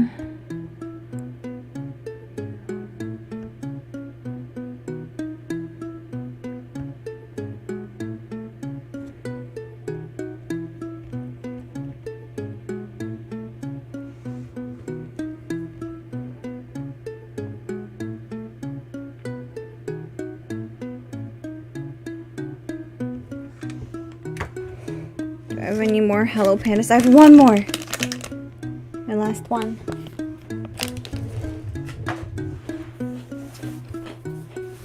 Is Colossal Con Prime and Dokomi? Wait, where's Colossal Con Prime? Is Colossal the one in Ohio? Which one is Prime? And is Dokomi the big one in Germany?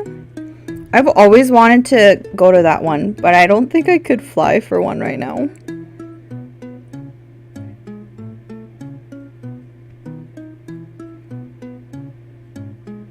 There's so many cool like events over in Europe and stuff too.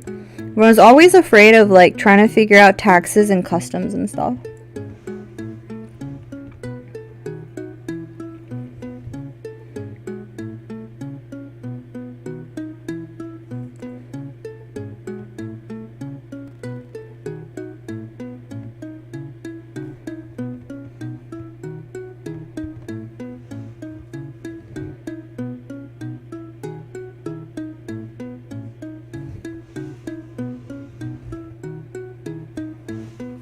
Yeah, it says Sandusky, Ohio. Oh, okay. So maybe that is like the main one. She did a meet and greet there? That sounds so fun.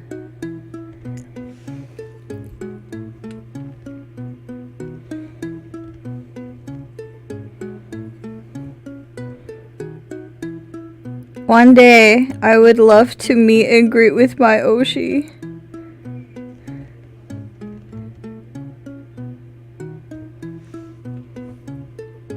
I think there's new customs thing for EU where they need more manufacturing. Oh, okay. I guess that kind of makes sense. They just want to be like more transparent about where things are made.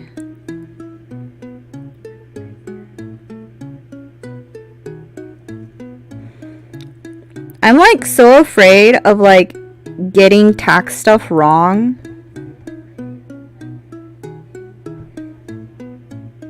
I just like, even for international orders, I just rely on Etsy because they do like the VAT tax for you, because I'm so afraid of doing it wrong. I know you can apply for like a seller's thing. Is my Oshi Kuzuha? My Oshi is Kanai, the brown-haired one. Yeah. I'm happy you still like you recognize the brown hair one though.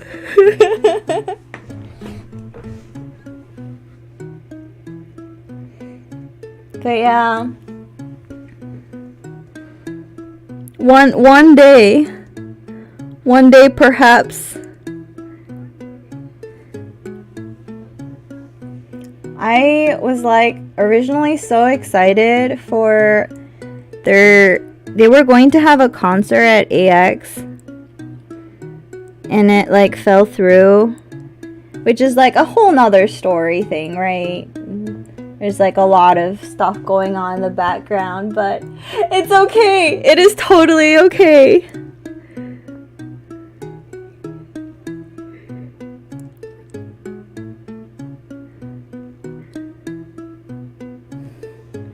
There's so many like livers in the EN branch alone. Like there's just so many. Thank you. One day I hope I can too.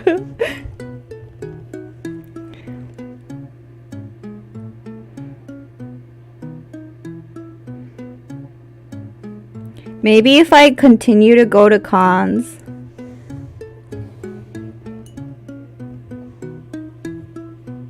I think I saw you excited on Twitter before. Yeah. I like got my nails done and everything, like to match the theme, and it just didn't work out. One day.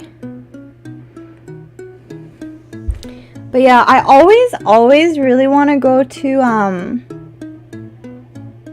Anime Impulse, because a lot of the Anime Impulses have like a lot of meet and greet events. That and like Offkai and TwitchCon and stuff too. Yeah, maybe one day. But I never get into Anime Impulse. It's so hard because I think so Anime Impulse, the way they do their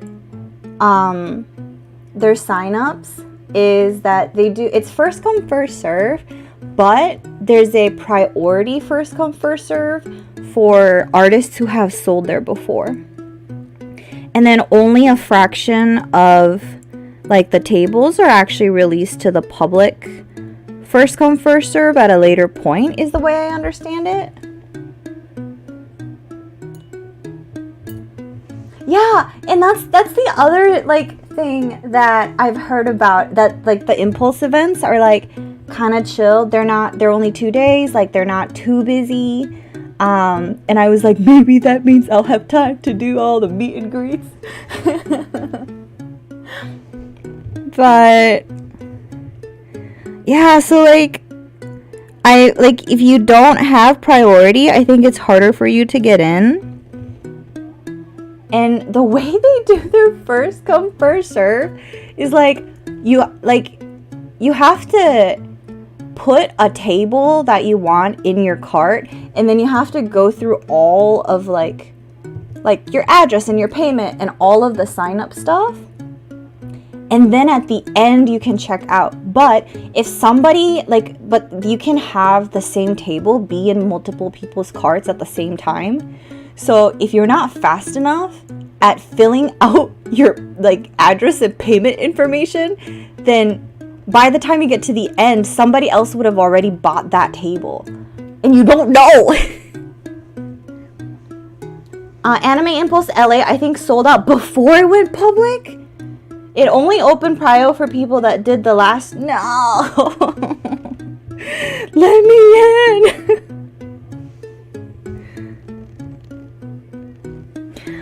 Yeah, so I wanted to go to like the Seattle one because that one was the closest to me. And I, like, no joke, I tried to check out like 3 or 4 different tables, and then it sold out, and I was so sad.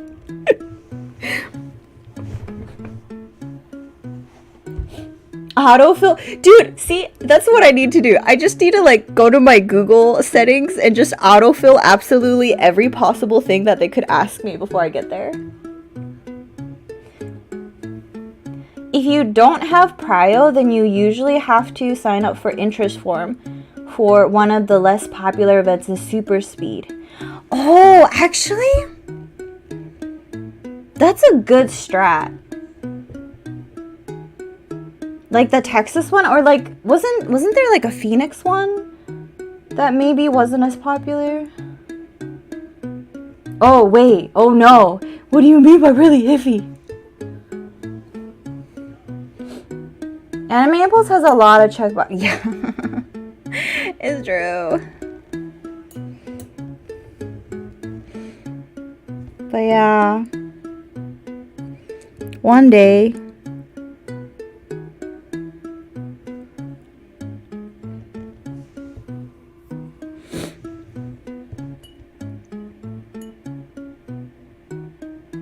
I wish it was like, because I know for some of the other, like some of the bigger cons that do first come first serve, they'll make it so that a particular table can only be in one person's cart.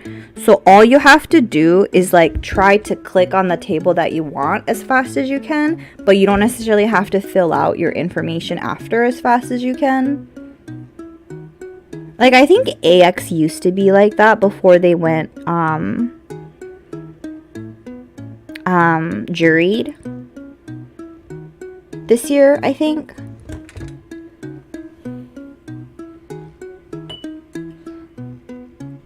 Oh, the Phoenix and Seattle ones, people left early, really? I wanted to go to the Seattle one. Impulse doesn't do the best out of state as much as in California. There was a Phoenix one, but next year it's only, oh, LA, Bay Area, OC, and Dallas. I see. I wonder if, like, if that has to do with just, like, actually, I don't know. I feel, okay, this is just my, impression, but I feel like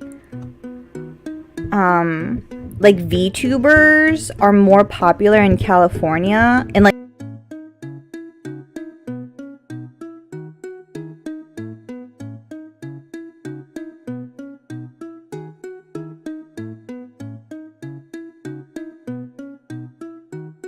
don't know if that's actually true or if that's just what I think.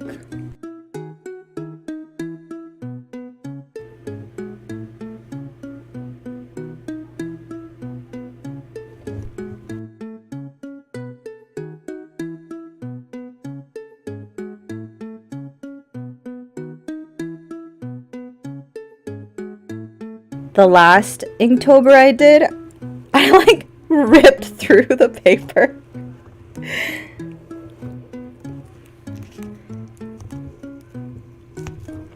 People were saying Dallas cons in general wind up being fairly bad, but a friend was saying maybe.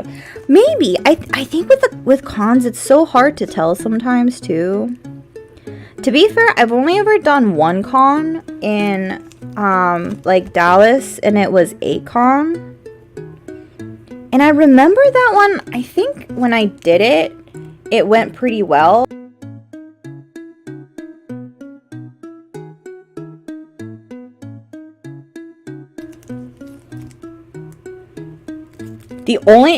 If I'm complete, okay, well, no, that's not true. I remember two things from A-Con.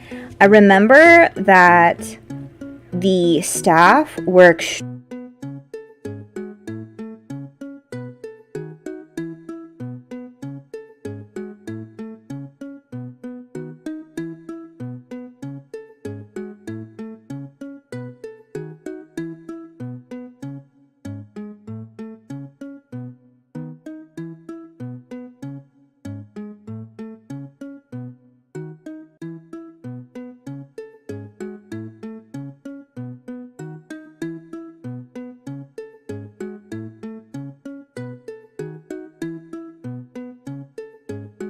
noticed that while it was more popular and accepted in Cali, there are a lot more big spenders out of Cali. Oh, that makes sense because they don't get a lot of VTuber events.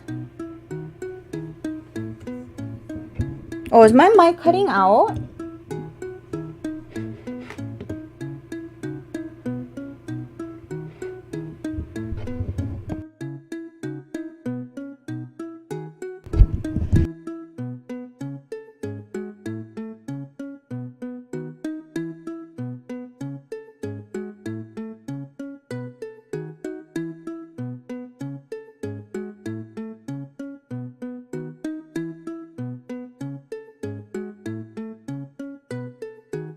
I did the whole plug it back out and plug it back in.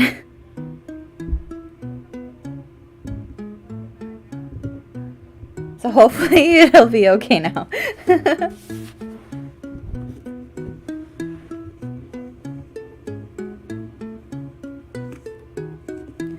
yeah, the other thing I remember about Dallas is that after the con, we went to like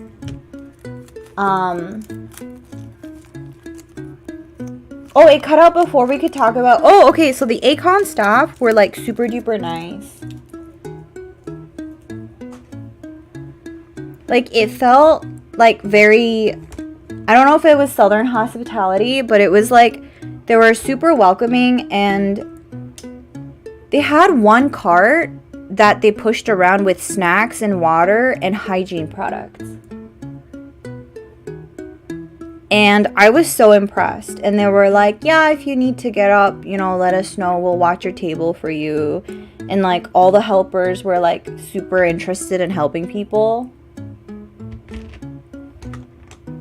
There are a couple cons that have like really good staff. I just do remember Acon being one of them. And then the other thing that I remember about Acon is that afterwards we went to like a barbecue restaurant, and I ordered what I thought was a normal amount of food at this like BBQ place, and it was like enough for like 3 of me. It was so much food. And I felt so bad because I couldn't take it with me because I had to catch a flight home. So I couldn't take it with me. So I had like all this leftovers. And like the waitress was like, did you want a box? And I'm like, no.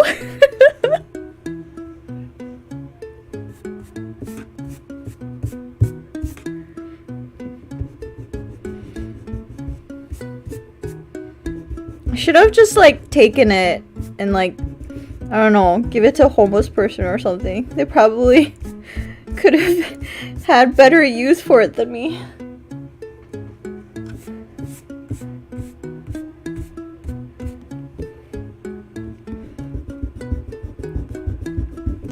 But yeah, Acon staff was really nice. I think staff is just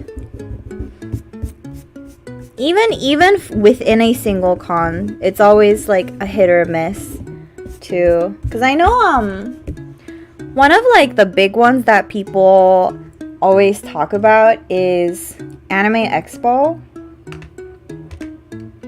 And like some of the staff and the volunteers at AX are actually really nice.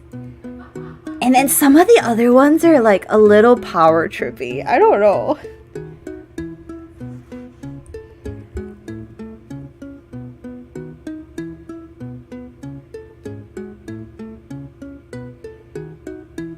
Cause like I totally understand the staff that just like come by and then they tell you like, oh, I'm sorry, this is these are the rules. Can you please do this and this and this? And like, oh yeah, like I'd be happy to, follow and, do my best or whatever. And then there are the staff that are like kind of unnecessarily aggressive sometimes.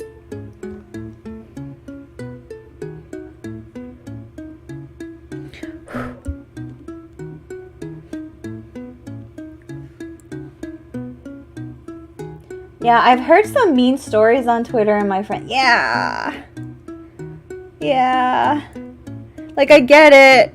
I get, like, yes, maybe, like, there are things that can be improved. But also, we're just artists. Can you be nicer to us?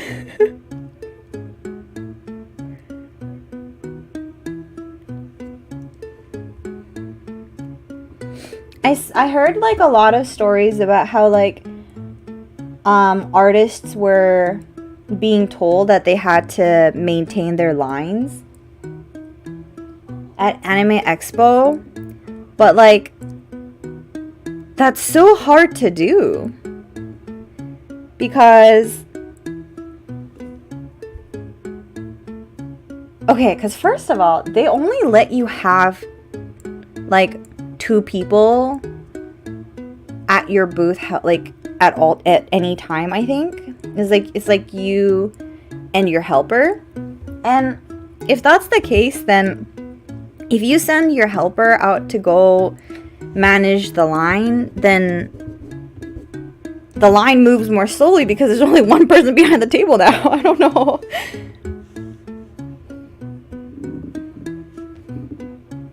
I feel like if, I think the best way to fix the problem, because it's technically, it's not the staff's fault either if there's like, a big conglomeration around a particular area, but like in Japan, like they put the more popular artists, like the really popular artists, are up against like the wall, and then the slightly more popular artists are, you get what they call the birthday seat, which is like if you have like an island of tables like this,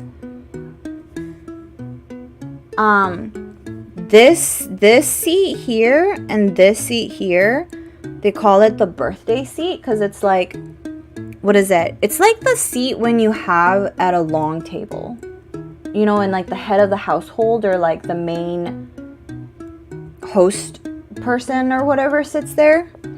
And if you do that, there's a lot more space that you can have like around their table where a line can form.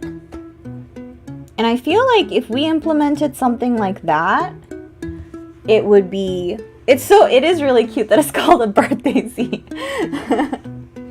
But I feel like if they implemented something like that, it might help alleviate some of the like issues with crowding.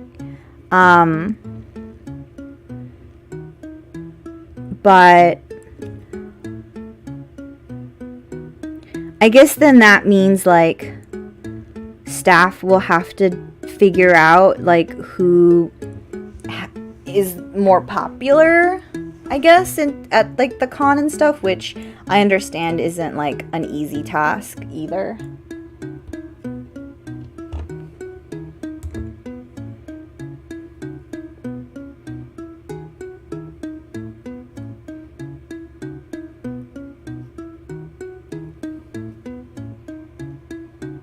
I feel like it would work, especially if you could just like look at who was there like the year before and mark down who all had like a big line to take care of or something, you know?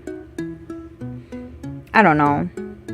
I guess I just think that there's more that could be done in terms of like the actual layout to alleviate some of these issues.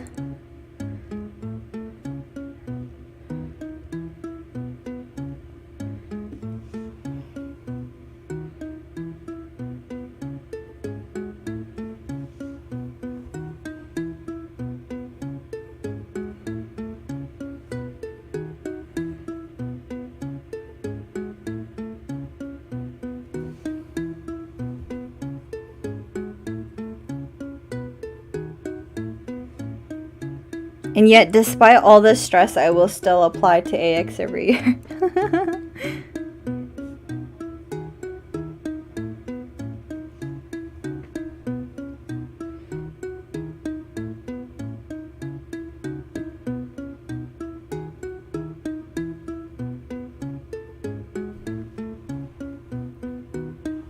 Yeah, I also feel that would bring another level of drama. It's true. Or have it on a survey. Or her ego. It's kind of true. I think I'm trying to think, how best this would be implemented. I'm not sure. Because it's not like if you have like a lot of social media following that it automatically equates to like sales either. So it's really hard to tell.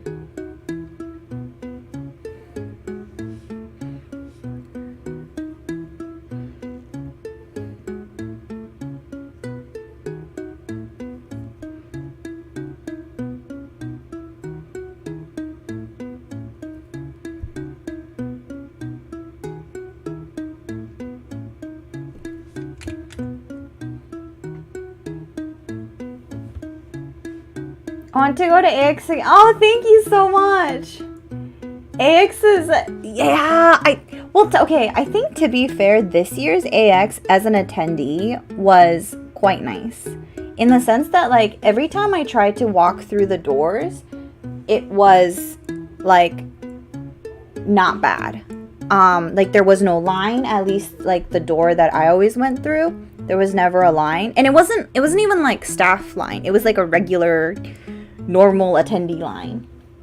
So I think just the very first day, the very first like maybe 2 hours, it was a little busy in terms of like the line out like before security. But I guess, but it doesn't change the fact it's like super expensive to go to too.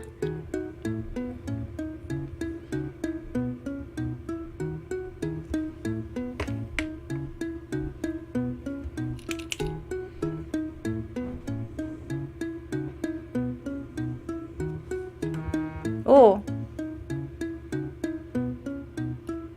Wait.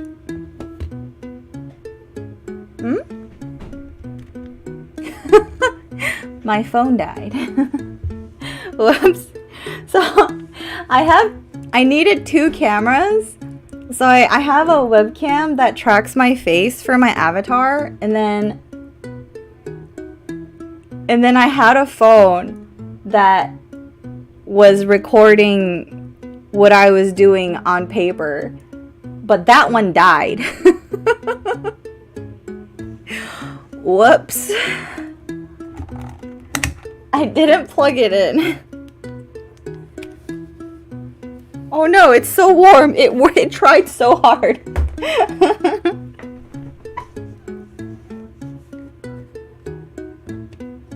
Oh yeah, AX this year was so much nicer. It was. And I actually don't know. Like, some people suspected that it might have been because, like, there were less attendees. It's definitely possible. I'm not sure. I went because I already got tickets for Niji and then actually had a pretty decent time. That's good. I'm glad you got to, like, actually still get use out of your tickets.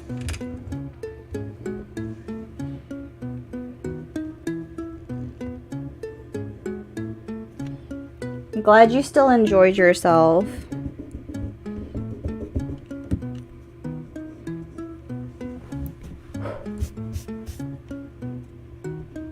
Okay, well, at this point, you cannot see what I am doing.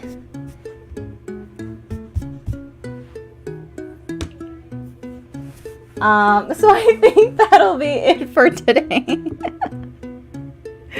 I'm gonna see if I can finish this up so I can post it tomorrow, but we shall see.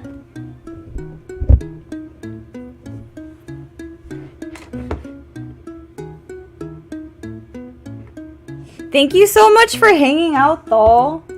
This was fun. Thank you for letting me blab on about conventions and everything. I actually wanted to do like my next video because I haven't done any cons since AX this year. I wanted to do like a convention tier list thing. Like, I've seen some other, like, Artist Alley vloggers do, because they always seem so fun. So it's like, I wanted to do a tier list thing. So I want to do that next. But who knows when it will be up. Yeah, thank you, Otsu. Thanks. Thank you. But yeah, I hope you guys have a good night. It's Monday tomorrow. If you have school, if you have work, tier list or rant list. It'll start out as a tier list, then it'll become a rant list. But yeah, thank you so much. I hope you stay hydrated, sleep well, eat good food, take care of yourselves. Thanks.